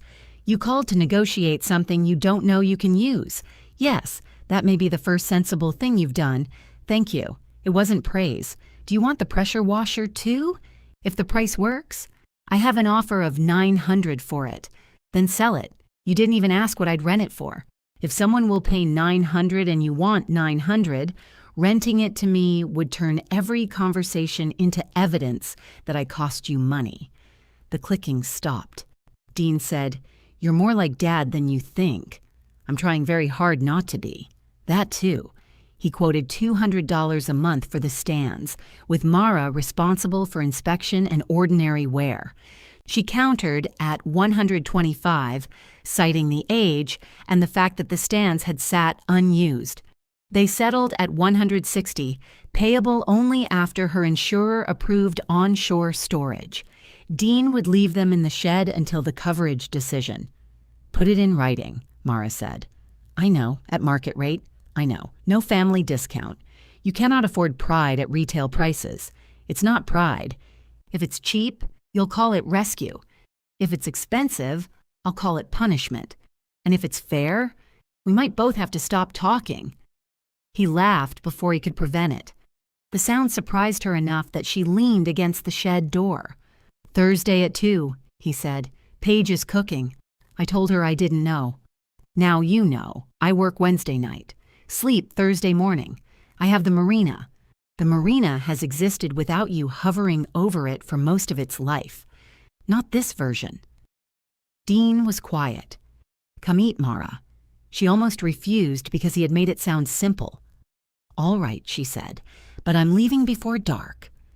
The cottage smelled like sage, wood smoke, and the lemon oil Paige had used on every surface within reach. She had moved Walter's porch chair beside the fireplace and draped a plaid blanket over its back. The effect was tasteful and wrong. Walter had kept the chair facing the water, where it faded unevenly, and collected pine needles in the seat. Mara stood in the doorway holding a grocery store pie. Paige kissed the air near her cheek. "You came. You invited me. That hasn't always been enough." Mara handed her the pie. Paige looked at the clear plastic lid. "Pumpkin? It was this or apple? We're having apple. Then we're wealthy in pie." Dean was in the kitchen carving a turkey with Walter's long fillet knife. "That's for fish," Mara said. "It's the sharpest knife here. It'll flex. It's a turkey, not structural steel." Paige took the knife away from him and handed him a shorter one. "She's right." Dean pointed the new knife at Mara. "This is what happens when you attend." They ate at the old pine table with one empty side. Paige had invited no extended family. There were only the 3 of them, too much food, and Walter's chair positioned where all of them could see it. For several minutes, they discussed weather with the concentration of diplomats. Then Paige asked, "How are the boat people?" "Renters. I didn't mean it badly. They're fine." Dean said one of them rewired the pier. Ruth replaced a protective device. She's licensed. Dean cut his turkey. I said that. You said an electrician who rents there replaced it. That is what happened. Paige looked at Mara. And it's safe? The occupied branch passed. The eastern structure is approved under limited use. Limited use sounds like a phrase people say before something collapses. So does renovated cottage. Paige set down her fork. Can we have one meal? I answered your question. You sharpen every answer until it cuts. Mara looked at the perfect slice of apple pie waiting on the counter. You made fun of me for caring about the marina before I even owned it. I made fun of the marina. What's the difference? It's a place. So is this. Paige's eyes filled too quickly for anger. I spent 6 weeks getting this house ready for Grandpa to come home after his knee surgery. The statement landed in a space Mara had not known existed. What surgery? The one he canceled. Dean stopped eating. Paige looked at him. You didn't tell her? He told us not to make a production out of it. I could have helped, Mara said. You weren't answering him, Paige replied. I answered. Not every time. He called to ask whether I'd come back to the marina. He called because he missed you. He could have said that. Paige gave a wet, exhausted laugh. Right, because Walter was famous for saying exactly what he felt. Mara glanced at Dean. You knew? He was supposed to have the knee done in September. Paige arranged the downstairs room. I set up transportation. He postponed because the western floats were still unsecured. He was already closed by then. Limited, Dean said, apparently. The correction carried no mockery this time. Paige folded her napkin into smaller and smaller squares. He slept here 3 nights after the storm. I brought meals. He kept leaving them in the refrigerator and eating crackers at the marina. Every conversation was the same. The pier, the fuel tanks, the 6 people who'd lose their slips. I got tired of competing with broken wood. Mara felt the old defense rise. It was not broken wood. It was work, history, access, people. But Paige had not claimed the cottage because it was easy. She had claimed the place where she had waited for Walter to come back and let her care for him. You should have told me about his knee, Mara said. You should have come home without being asked correctly. Neither apology found a path through that. Dean reached for more potatoes. This is going well. Paige laughed once, unwillingly. Mara did too. The sound did not repair anything, but it made the room breathable. After dinner, Paige gave Mara a cardboard box from the pantry. Inside were 2 enamel mugs, Walter's old wool gloves, a tide clock that ran 6 minutes slow, and a jar of peppermints. I thought these belonged at the marina, Paige said. Mara lifted one glove. The thumb had been repaired with blue thread. You sewed this.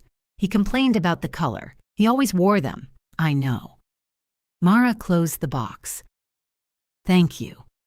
Paige leaned against the pantry door. I still think you're making a terrible decision. I know. I can think that and want you to be warm. The office heater occupied the center of Mara's desk like an orange metal accusation. Paige had included it beneath the box, along with an extension cord Ruth would certainly reject on sight. Mara used the heater only while awake and plugged it directly into the tested office circuit. Even then, the room never became comfortable. It merely lost its hostility. She slept beneath the desk after her cleaning shifts, wrapped in the blanket from her truck with her coat over her feet. The first morning, a mouse investigated the peppermints. The second, Jonah knocked at 5:30 and found her emerging with one side of her hair flattened. You live here now? He asked. No, you're wearing a blanket. I'm cold recreationally. He held out a folded sheet. 3 owners looking for winter storage, working boats, 2 on trailers, 1 needs stands.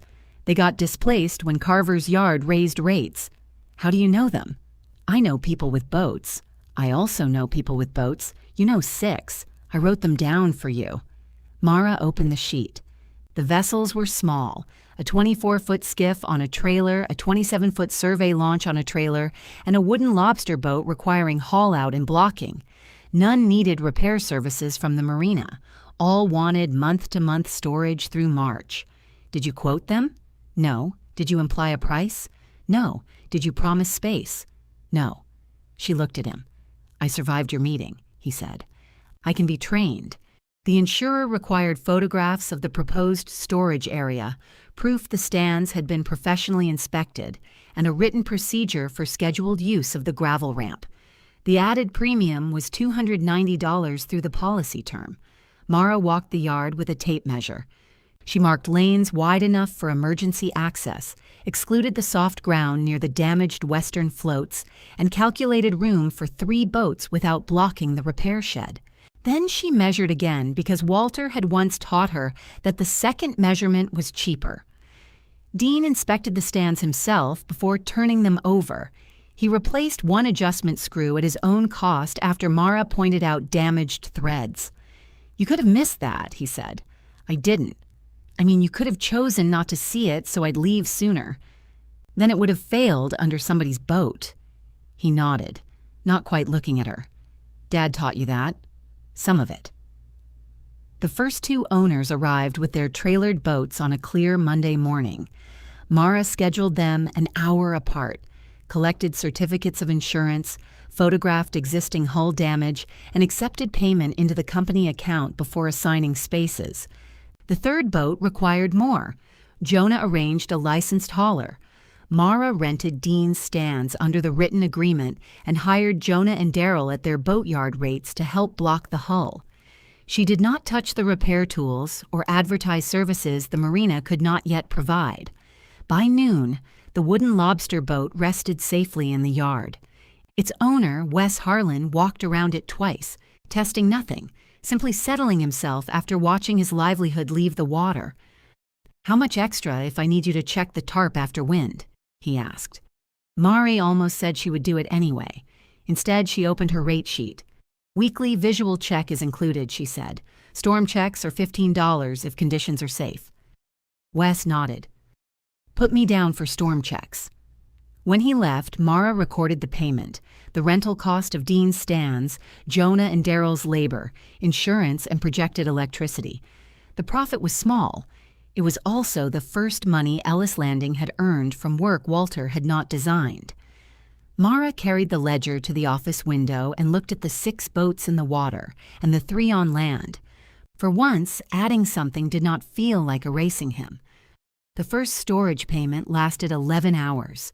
At 9 the next morning, the town tax office called to ask whether Ellis Marine Holdings intended to address its arrears voluntarily. The woman on the phone spoke gently, which frightened Mara more than impatience would have. I intend to, Mara said. Intent is useful if it arrives with a proposal. Mara brought her ledger, the transfer documents, and 3 months of projected income to town hall. She left with a written schedule requiring $750 immediately and $500 each month thereafter, in addition to current taxes. The agreement did not erase interest or protect her from every consequence. It simply gave the company time if she made every payment. She transferred the first $750 before reaching her truck. The operating account dropped below $500 again. Tessa found her that evening asleep at the Marina desk with a spoon in one hand and an unopened can of soup beside her elbow. She knocked hard enough to make Mara wake with the spoon raised. Strong defense, Tessa said through the glass. Most burglars fear cutlery. Mara opened the door. Why are you here? You stopped coming home. I came home Tuesday. You showered and left. That's not living somewhere. That's using it as a car wash. I'm saving gas. You're avoiding my face. I see your face at work sometimes. I work at a veterinary warehouse. The memory of your face, then. Tessa stepped inside and surveyed the blanket beneath the desk, the small heater, and the row of rinsed soup cans on the sill. You know the spare room is still yours. It isn't mine. It has your bins in it. That makes it storage. It has a bed. Excellent storage. Tessa took the spoon from her. You don't have to pay me to be allowed to need something. Mara reached for the soup can. I'm not doing this conversation hungry. You're not doing any conversation.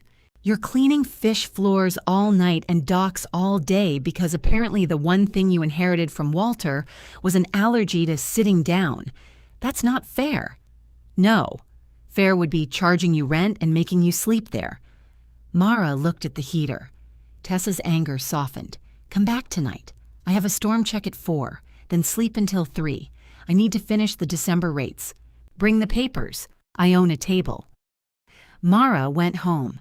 At Tessa's kitchen table, she divided the Eastern Pier's expenses by actual use instead of simply spreading the shortage across 6 renters. Shore power costs would be billed by pedestal readings. Base moorage would rise between $30 and $45 a month, depending on boat length. The increase still would not make the pier profitable by itself, but with storage income, it would stop requiring personal transfers for ordinary operations. Daryl's folded answer from the first meeting sat beside her calculator. Ask me again when scallop season starts. Mara wrote a stepped increase for his agreement, $15 in January, the remainder beginning in March. Then she crossed it out. Singling him out without asking would turn private information into a decision made for him, exactly the way Walter had handled things. She called. Daryl answered over engine noise. Bad time. Sounds worse for you. Hydraulic pumps singing. Good singing. No hydraulic pump has ever sung good. She explained the proposed rate. He listened without interrupting. I can do 30 in January. You wrote that I should ask in scallop season. Season starts in December. Good money starts when scallops cooperate. What about 45 in March? Probably isn't a budget. It's fishing. They settled on $30 through February with a review rather than an automatic jump. Mara documented it as a temporary individual schedule, not a favor to be repaid in gratitude. At the renters' meeting, Carl read every line of the new rate sheet and objected to the phrase, common area maintenance. What common area? He asked. The ramp approach, office access, trash, lighting, and shore end of the pier. I don't use the office. You are in the office. For a meeting you called, which requires lights. Turn them off. I'll argue in the dark. Lydia took the page from him. It's $35, Carl. It starts at $35. It ends at $35. This month. Mara waited. Carl eventually looked up. You could charge more. I know. Other yards do. I know. Then why don't you? Because this rate covers the occupied pier's share of costs if storage continues. I'm not pricing against the most expensive harbor. I'm pricing this marina. Ruth sat back with her arms crossed, saying nothing. Jonah asked, what if storage doesn't continue? Then we review again. The company cannot guarantee rates forever. Nessa tapped the electricity section. Metered monthly instead of allocated? Yes. Ruth photographed initial readings. You pay what your pedestal uses. That lowers mine. It raises Jonah's and Ruth's in winter. Jonah nodded. That's what heaters do. Carl turned to Ruth. You're fine with this. I wrote charge enough to remain open. You write like a threatening fortune cookie. Every renter signed a revised month-to-month agreement. No one celebrated. Lydia stayed afterward to set up electronic payment. Nessa asked for a digital copy of the pier inspection. Daryl took 2 donuts for his boat. Carl complained while carefully folding his copy into a waterproof pouch. It felt less like loyalty than administration. Mara trusted it more.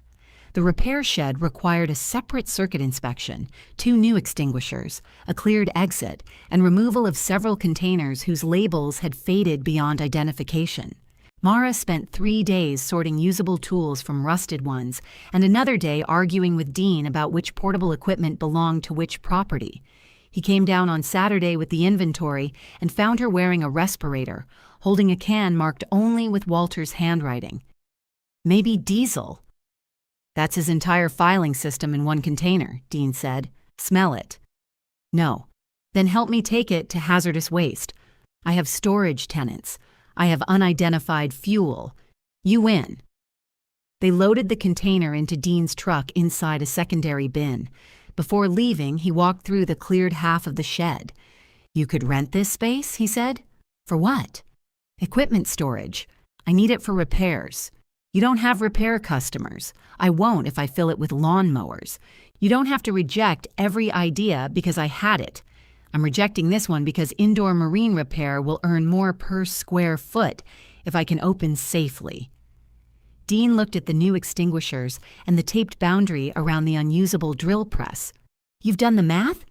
Mara handed him a page. He read it twice. The projection assumed only 12 billable repair hours a week, mostly winterization, minor electrical coordination, line work, and basic dockside service. Anything involving engines, fuel systems, or structural hull work would go to licensed or specialized contractors. You put Ruth's rate in as a subcontractor, he said. She doesn't work free. Jonah's too. He doesn't either. You barely pay yourself. I put in minimum wage for my labor. That is not enough. It's what the company can support initially. Dean handed back the paper. So your plan depends on underpaying yourself instead of Dad covering shortfalls. The accuracy irritated her, temporarily. That word bought your truck 3 transmissions. 2. I rest my case. He reached into his jacket and gave her an envelope. Inside was a written offer from him, not the estate. $15,000 for Mara's company interest, assumption of the remaining Marina liabilities, and reimbursement of documented owner contributions. You can't buy the company without the property, she said. The offer includes winding it down and combining a later land sale with adjacent storage access. It could make sense for me. What happens to the slips? Notice, what happens to the 3 storage boats? Their terms run through March. You thought this through. I think through things before paying for them. Mara folded the offer along its existing crease. Why now? Because you have enough activity to generate new liability and not enough income to protect yourself from it. You saw the projections. I did. And they're competent. That doesn't make the margins kind. She put the offer back in the envelope. No. Keep it. No. Mara, this isn't an insult. It would be easier if it were. Dean left the envelope on the workbench. The shed passed its limited use inspection 9 days later. Mara reopened one bench for scheduled small repairs and posted the exclusions beside the door. Her first job was replacing worn dock lines for Wes Harlan's stored lobster boat. Her second was winterizing a survey skiff's freshwater system. Her third was repairing a navigation light connection Nessa brought from her boat, with Ruth checking the work before it returned to service. The income came in amounts that would have looked laughable on Dean's property summaries. $80, $120, $65. Mara recorded everyone. By mid-December, she was able to pay the tax installment, insurance, electricity, Ruth's invoices, and Jonah's labor without adding personal money. She also paid herself for 20 hours, though she had worked closer to 90. The check was small enough to fit inside the jar marked "Good Screws." She took it to Tessa's apartment and placed it on the kitchen table. "Rent," Mara said. Tessa looked at the amount. "This is half of reasonable. It's all of possible." "Then I accept under protest. You can't protest money.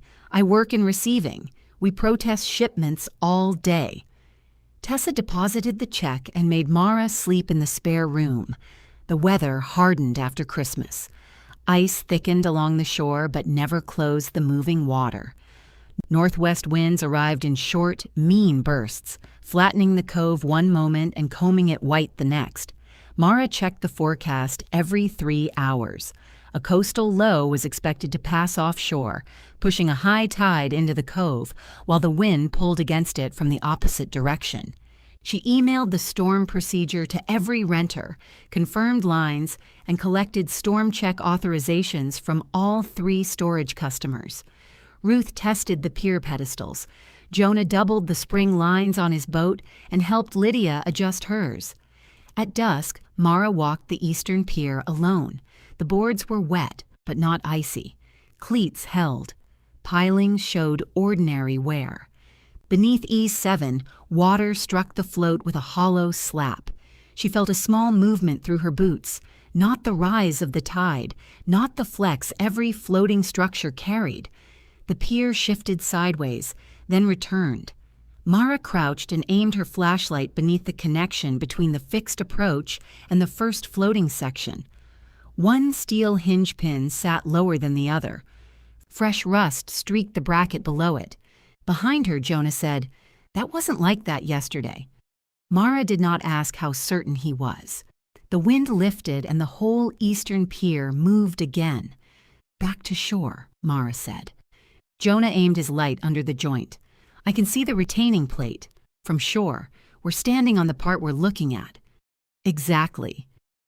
He did not move fast enough for her liking, but he moved. At the fixed approach, Mara hooked the chain across the entrance and added a closed tag from the office. Then she called Ruth. "I'm 12 minutes away," Ruth said. "I need the eastern branch de-energized. You know how?" "I know. I want a second person here." A pause followed, brief but approving. 12 minutes. Mara called the engineer, whose name appeared on the structural report. Edwin Foss answered from a restaurant loud enough that she could hear silverware and a man laughing nearby. She described the lateral movement, the dropped hinge pin, and the fresh rust. Edwin asked for photographs from shore and told her not to crawl beneath anything. "I wasn't planning to. Everybody says that while crawling." She sent 6 photographs and a short video taken from the fixed ramp. Edwin called back before Ruth arrived. "Close the pier," he said. "I have. No occupancy, no electrical service, no one aboard unless they're removing a vessel under safe conditions. That connection transfers lateral load. If one side is dropped, the other bracket may be taking more than it was designed for.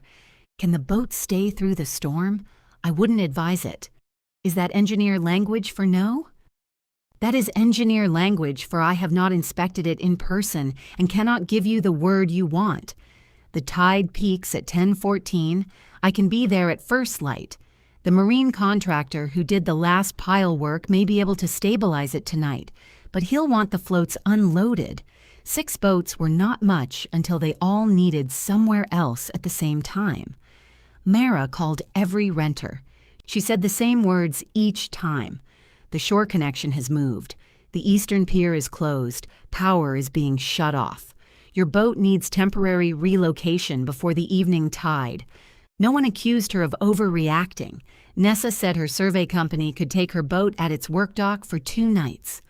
Carl knew a bait dealer with space alongside a loading wharf, though he would have to move before the morning delivery. Lydia and Aaron could use one end of the municipal commercial pier until Friday if they paid the overnight fee. Ruth arranged a trailer haul through a yard that owed her for electrical work. That left Daryl and Jonah. "I can put mine on a mooring inside the breakwater," Daryl said. "In this wind?" Mara asked. "It's a heavy winter mooring. When was it inspected?" Daryl rubbed his beard. "Spring." "No, there aren't many options. I'll pay the difference somewhere else." "With what?" "That's not your decision. It becomes my business when you bankrupt the place to protect my boat. It becomes mine when your boat is attached to my failing pier." Jonah called the harbor north of the cove. They had 2 vacant commercial berths, unheated and without shore power, available for 72 hours at winter transient rates. "How much?" Mara asked. Jonah told her. She looked at the amount she had reserved for the next tax payment. "Book both," she said. Daryl started to object. "That is not a favor," Mara said. "It is an operating expense caused by the closure. You'll sign the relocation form and give me your fuel receipt." Carl whistled. "She has forms for disaster now. I made them while talking to Nessa. You made 6 forms in 4 minutes? 1 form 6 times. Ruth arrived and opened the service enclosure. Mara stood beside her while she killed the eastern branch, verified the disconnect, and applied a dated lockout tag. "Good call," Ruth said. "The report passed 3 weeks ago. So did the electrical test. Now something changed. I should have seen the hinge pin lower. When? I walked that pier every day. So did I. Then we both missed it." Ruth closed the enclosure. "A report is a condition observed at a time. It isn't a blessing. Walter treated inspections like proof nothing bad would happen for a year. You're not going to do that." Mara looked toward the boats. "No, I'm going to pay people to move 6 of them in a northwest wind. Also sensible. The relocation took 3 hours. Nessa left first, her survey boat moving cleanly away from E7.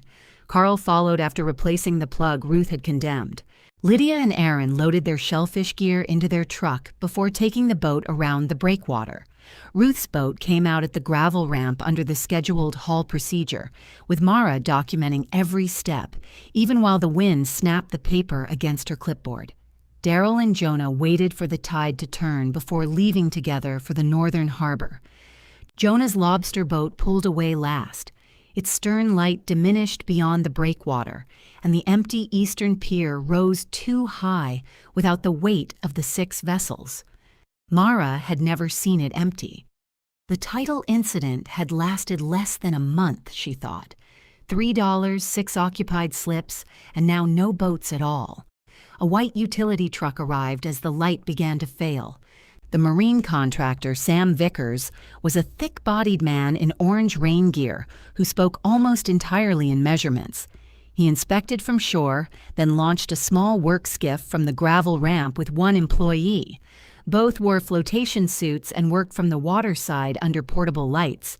The retaining plate had cracked.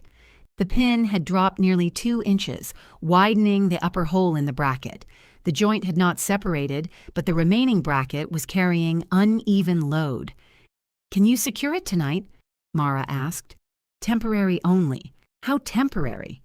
"Through this blow if conditions stay inside forecast. Nobody on it." "And permanent?"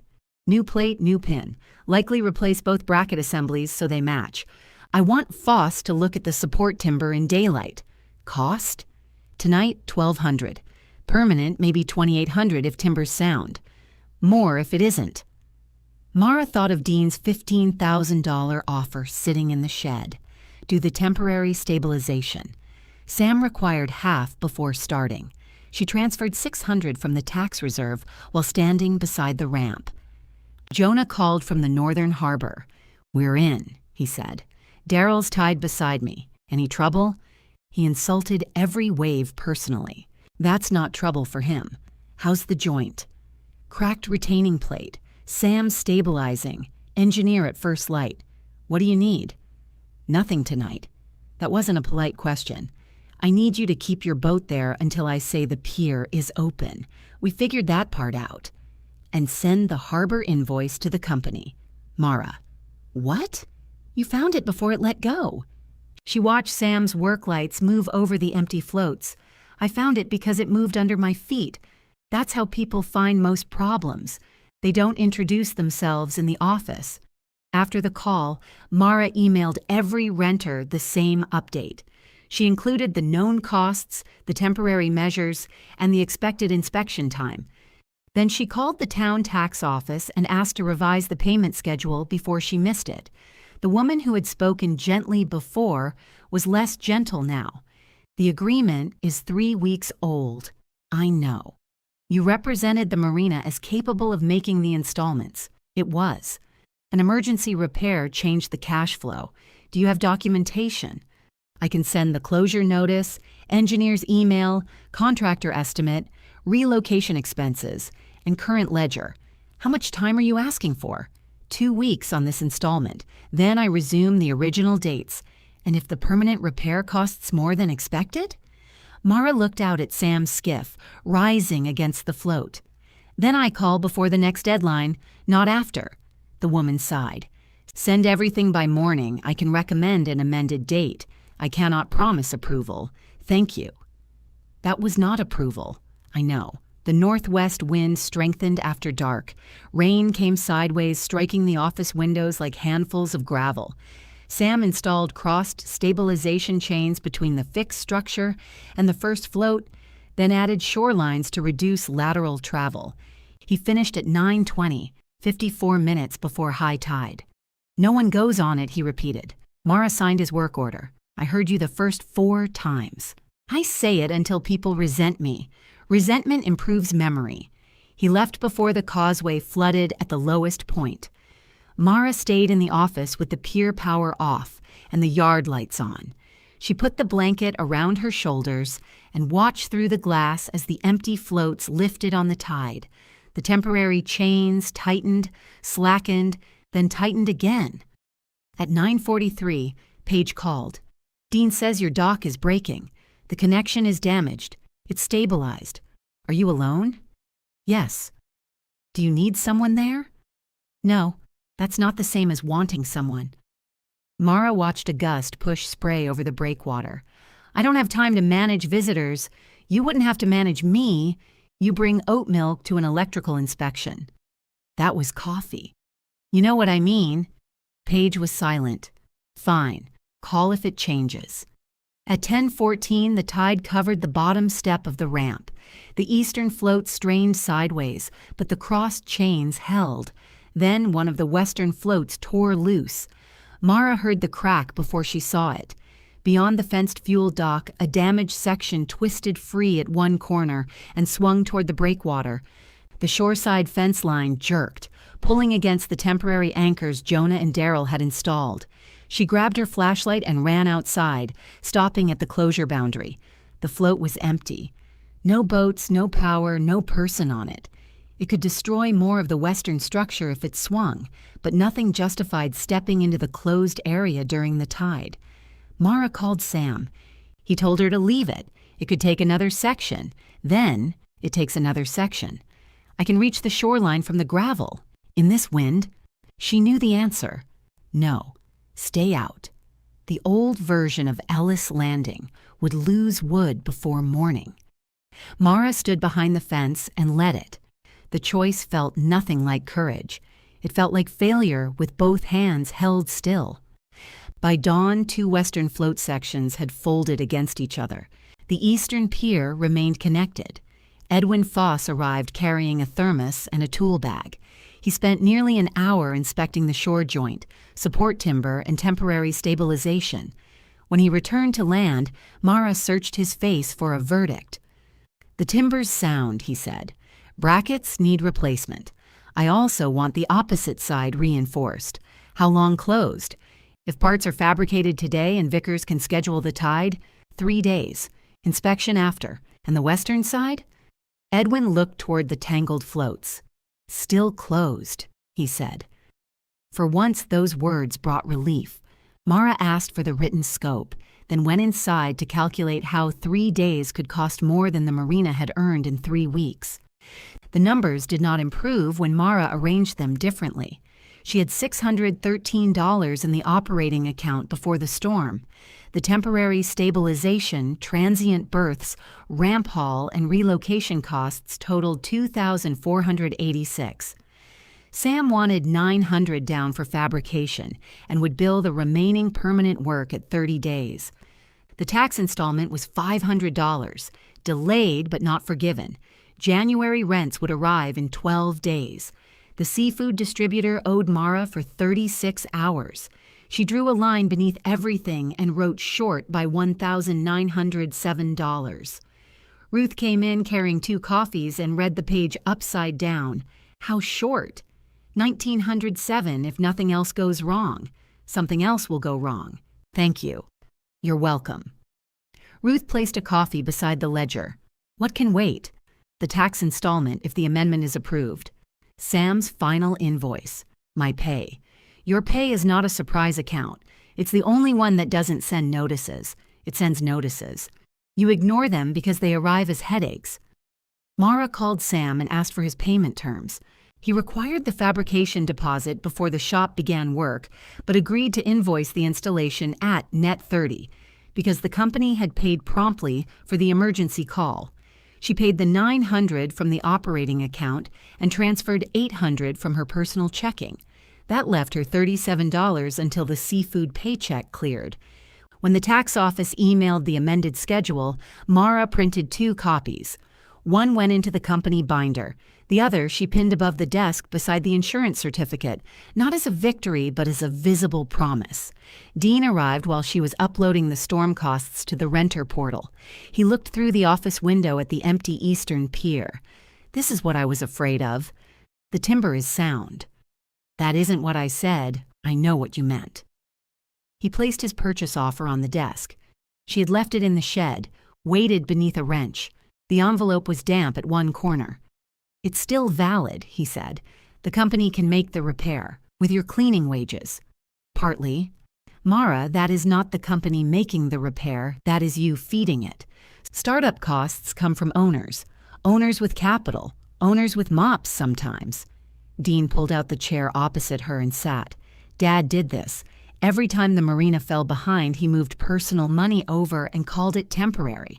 I'm not keeping rates artificially low. You're paying yourself less than minimum survival. That changes when repair income increases. If. When the shed has customers. If." She looked at him. "You didn't come here to discuss adverbs?" His gaze moved to the green thermos on the sill. "No. I came because Paige told me you were here alone all night. Paige was not here. She drove down. You never noticed her lights."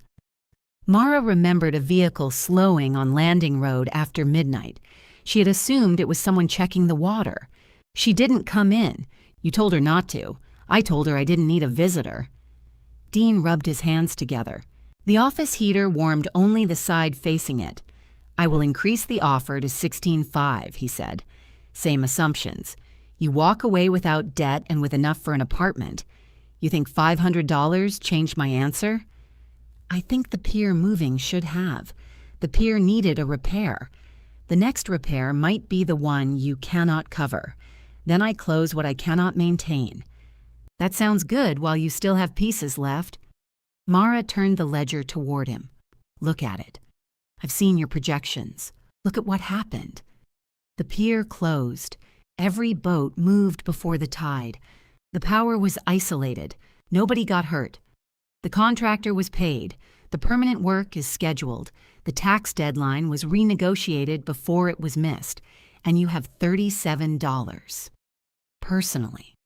That is not the defense you think. No, it's the cost. You keep talking as though I don't know there is one. Dean read the storm entries. His finger stopped beside the transient berths. "You paid for both. The closure required it. The agreements don't make you responsible for alternative moorage. Legal minimum isn't the same as retaining customers. Dad would have paid too." "Probably. You just told me you were different. I'm trying to be better at the math, not worse to the people." Dean leaned back. For a long moment, neither of them spoke. Then he took his offer from the desk and folded it into his coat pocket. "Tell Sam to send me the bracket specifications," he said. "Why?" "One storage tenant uses a fabrication shop. They may already have the stock. I'm not asking for a discount." "I know. I'm asking whether they can save a day." The shop had the correct marine-grade stock. Sam still used his own fabricator because he was responsible for the repair, but the lead saved enough time for installation to begin the next morning. Dean did not mention his part in that when he called for an update. Mara did not thank him until he was about to hang up. "You're welcome," he said. "Offer stands." "Of course it does." Sam's crew removed both bracket assemblies at low tide.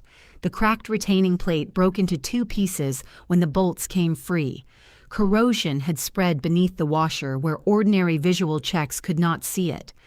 Mara photographed the failure and posted the explanation with the closure updates. She included Edwin's repair scope, Sam's invoice schedule, and the estimated reopening date. Carl called within 5 minutes. "You don't have to show us every rust spot," he said. "I'm documenting the cause. I believe you." "That's nice." "No, I mean we all believe you. Stop trying to prove you didn't break the pier." Mara stared at the photograph on her screen. "I own the pier. You owned it when the metal gave up. You didn't own it while the metal was deciding." "That sounds suspiciously reasonable."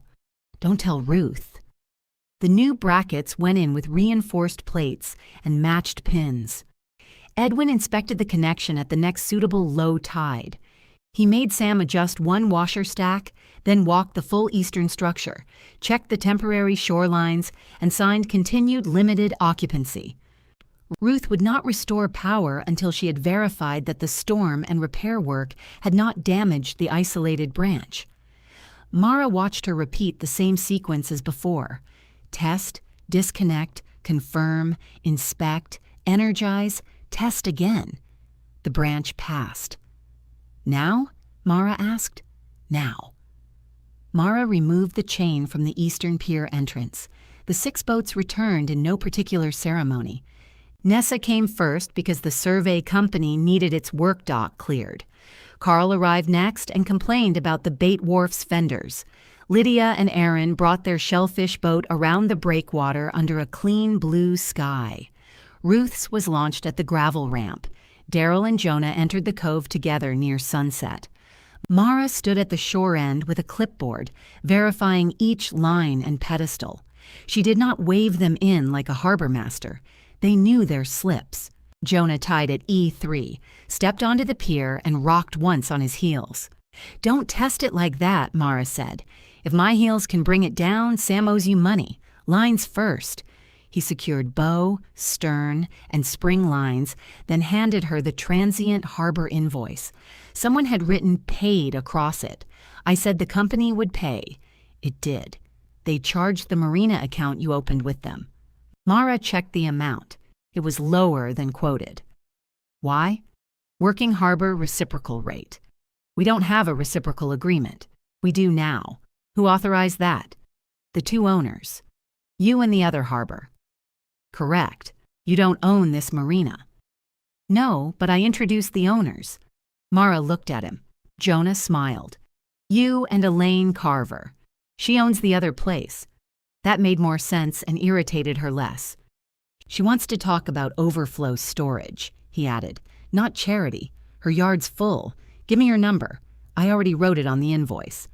By dark, all 6 boats were back. 2 cabin heaters came on, their amber light returning to the cove. Mara stood beside the office and listened to the maintained lines creak. The sound was the same as that first morning, but now she knew what each line cost, who had tied it, and which bill would arrive if it failed. Ruth joined her without a coat, holding 2 mugs of instant coffee. "You'll freeze," Mara said. "I'm 61. I've been cold before." Mara accepted a mug. Ruth looked toward the western side, where the storm-torn floats lay twisted against one another. "Those need to come out before they damage the breakwater." "I know. Not tonight. I know."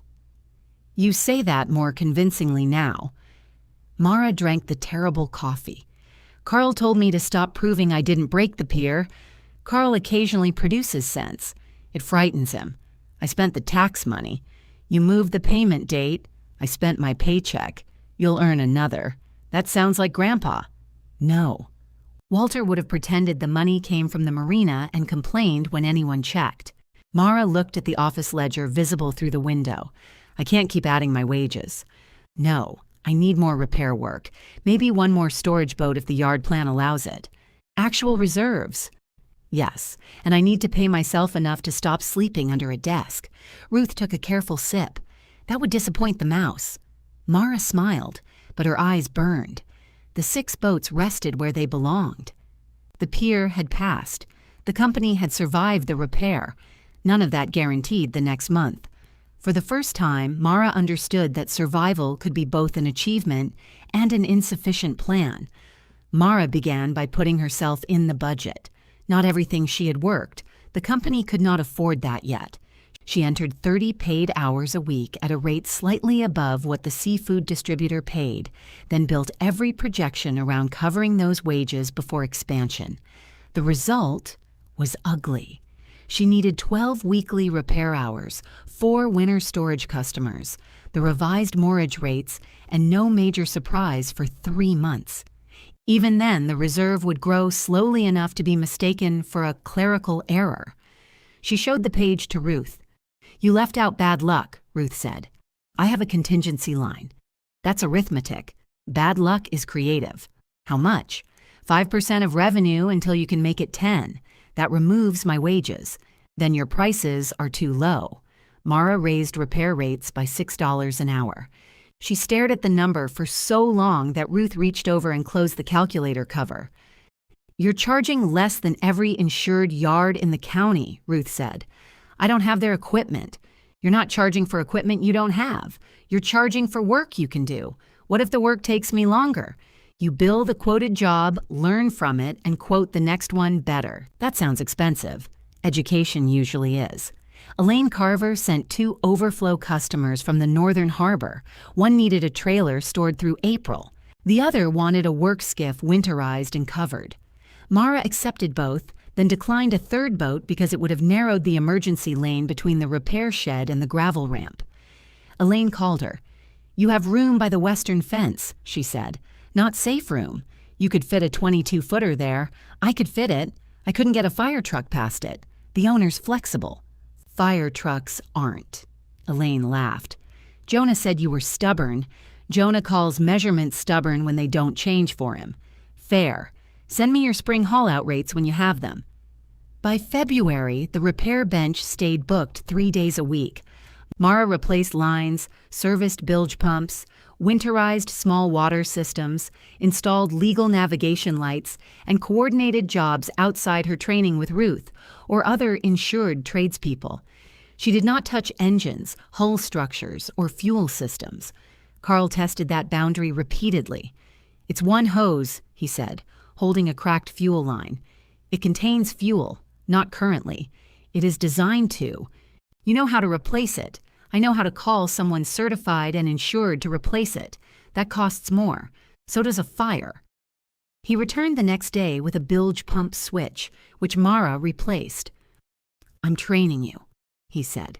"You're paying $85. Tuition." She recorded the income.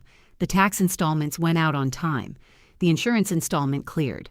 Mara reimbursed herself $200 of the original owner contribution, then stopped because the reserve needed it more. She reduced her cleaning shifts from 4 nights to 2. Elena accepted the change without surprise. "You lasted longer than the previous 3, she said.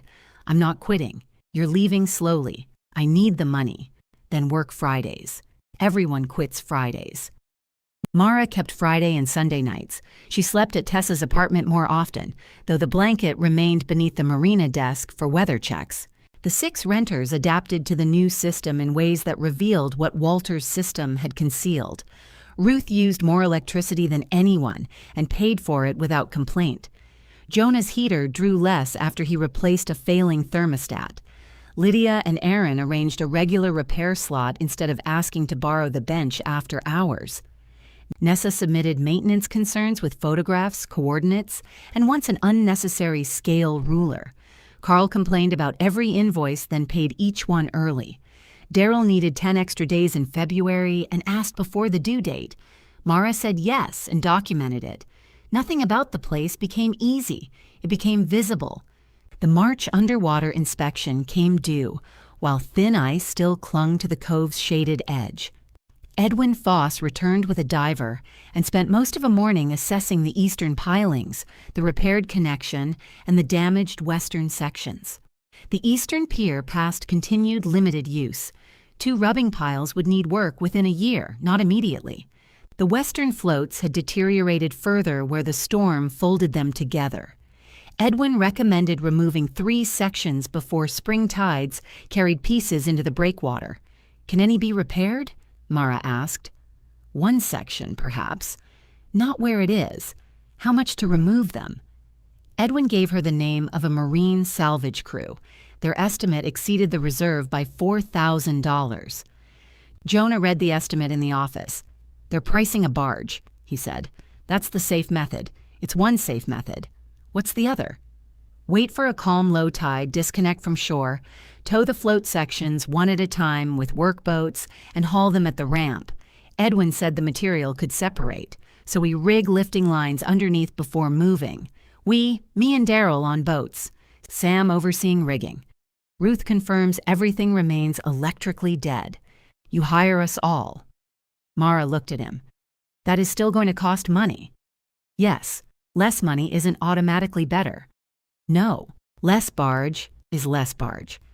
Sam reviewed the plan, changed half of it, and quoted a supervised removal at a little under 2/3 of the salvage company's price. Work would require calm weather, the correct tide, a rented hydraulic winch, and no improvising once the floats moved. The hydraulic winch belonged to Dean's storage business. Mara called him. "Market rate?" he asked. Market rate. Delivery? Quote it separately. Operator? If your insurance requires one. It does. Then include labor. You're getting very good at costing me out of favors. I'm trying.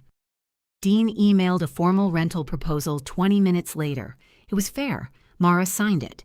The removal took place on a bright, windless morning near the end of March.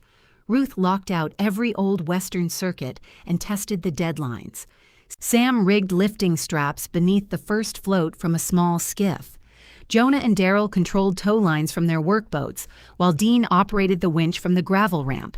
Mara managed the shore crew, kept the exclusion zone clear, and documented each lift. The first float came apart as it reached shallow water. One timber split lengthwise, dropping rotten decking into the cove. Jonah pulled his boat clear.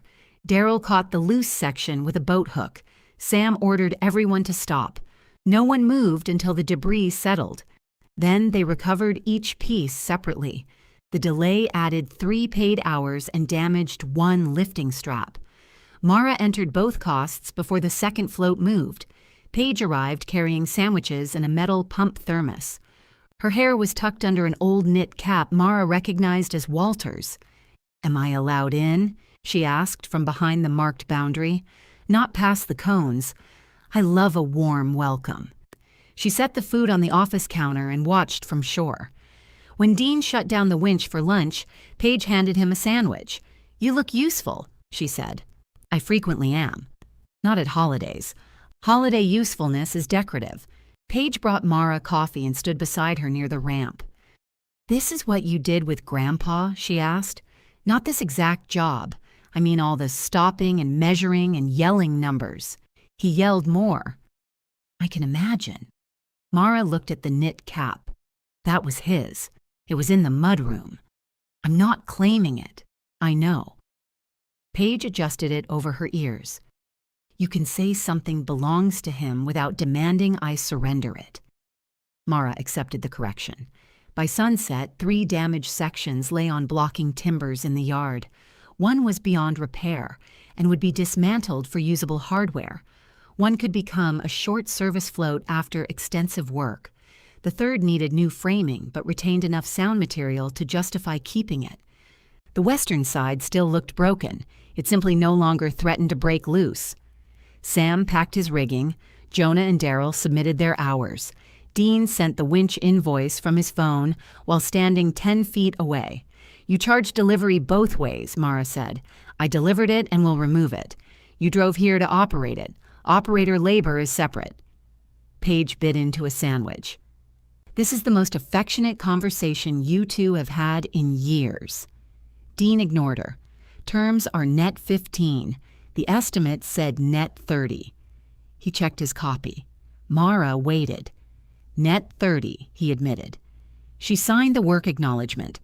Inside the office, Paige found the public notice, rate sheets, inspection reports, and monthly summary posted in clean rows.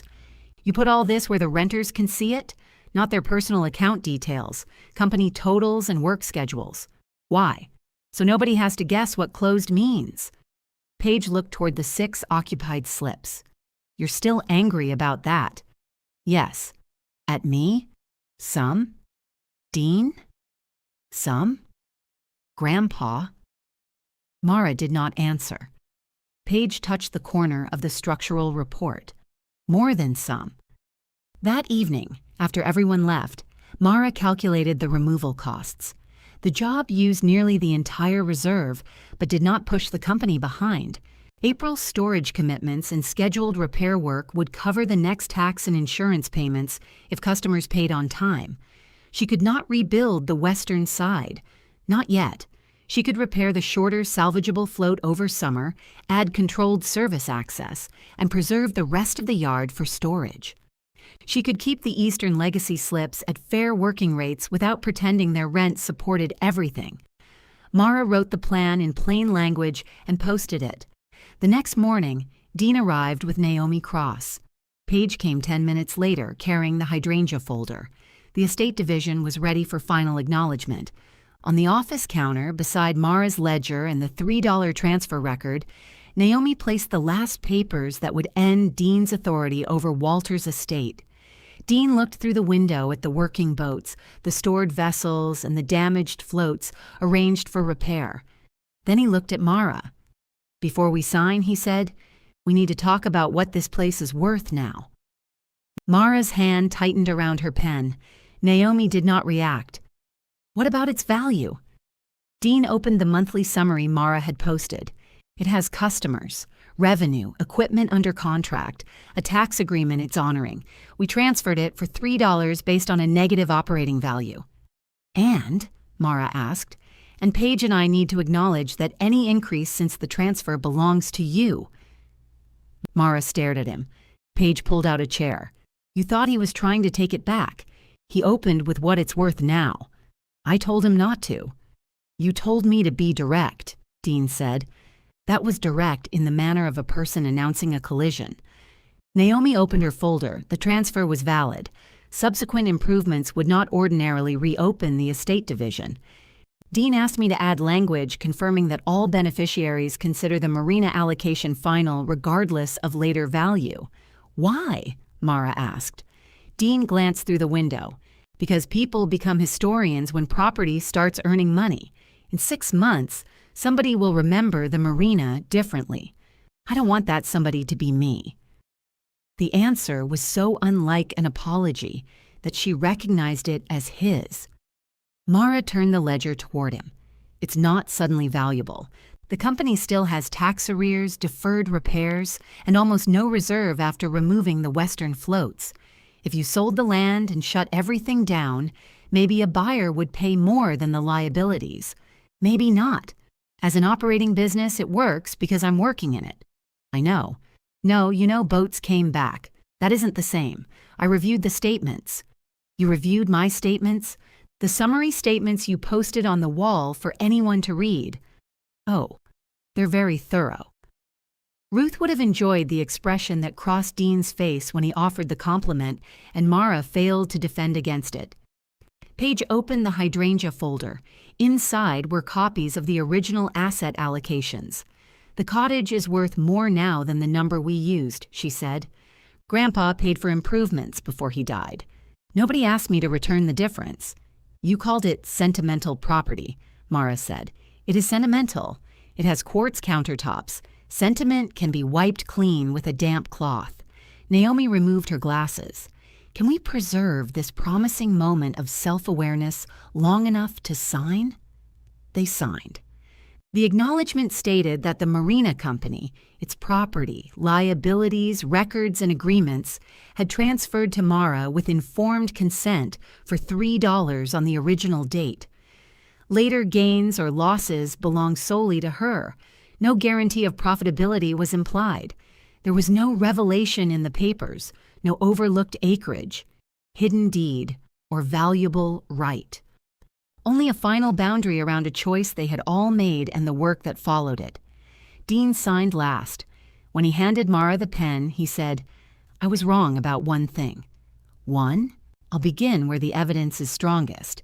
You can run something." Mara waited. He looked uncomfortable. That was the statement. It sounded unfinished. It had a period. Paige said, "He practiced it in the car. I did not.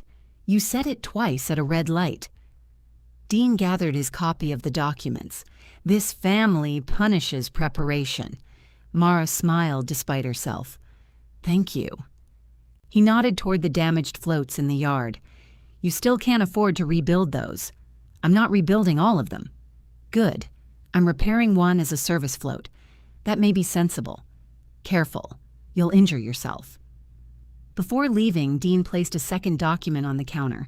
It was an option for the Marina to purchase the 4 boat stands over 10 months, with rental payments already made credited toward the price.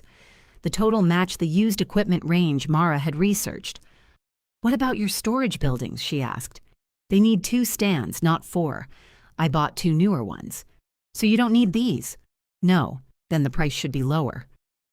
Dean stared at her. Naomi put on her coat. "I'll wait outside." They settled 8 minutes later for $75 less and a shorter payment term. Spring came to the cove in layers of mud, fog, and invoices. Mara hired Sam to supervise rebuilding the salvageable western float on blocks in the yard. Jonah and Daryl worked scheduled hours when their boats were not out. Lydia and Aaron cleaned reusable hardware in exchange for documented labor credits against 2 months of the revised moorage rate. Ruth replaced the float's old electrical conduit but left it disconnected until there was a permitted use for power. Nobody called the work a community effort. That phrase suggested spare time and free labor. Mara issued work orders. People submitted hours. The company paid them or credited agreed amounts. Coffee appeared anyway. The second damaged float was dismantled for sound cleats, hardware, and timbers. Unsalvageable material went to proper disposal. The recovered sections did not create a new pier or restore the marina's former capacity. By June, one short-service float sat beside the gravel ramp for scheduled loading, line work, and controlled haul-out support. The western marina remained closed. Carl complained that the new service float was too short. "It's the length we rebuilt," Mara said. "It would be more useful longer. Most things would, not invoices."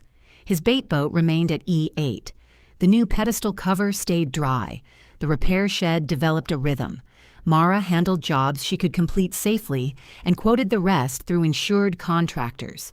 Ruth began using one corner for scheduled harbor electrical work and paid the marina a modest bench fee rather than accepting free space. The arrangement lowered her travel time and gave Mara another steady line of income. Jonah connected Ellis Landing with working boat owners who needed short haul-outs, winter storage, or repairs that larger yards considered too small to schedule. Mara accepted only what the property could hold without blocking the ramp or endangering the occupied pier. She turned away work twice in July. Both times hurt. Both times the ledger survived. When the March review came due, Daryl's scallop income had improved. He accepted the remaining rate increase without being asked. "You were going to call," he said. "I had it on my list. I saved you the call. That has monetary value. Don't put it in the ledger." She did not. The 6 month-to-month renters remained in their original working slips. None received permanent promises. None faced a sudden increase designed to remove them. Their rents covered their share of the eastern pier, while repair and storage work supported the office, shed, taxes, insurance, and gradual improvements.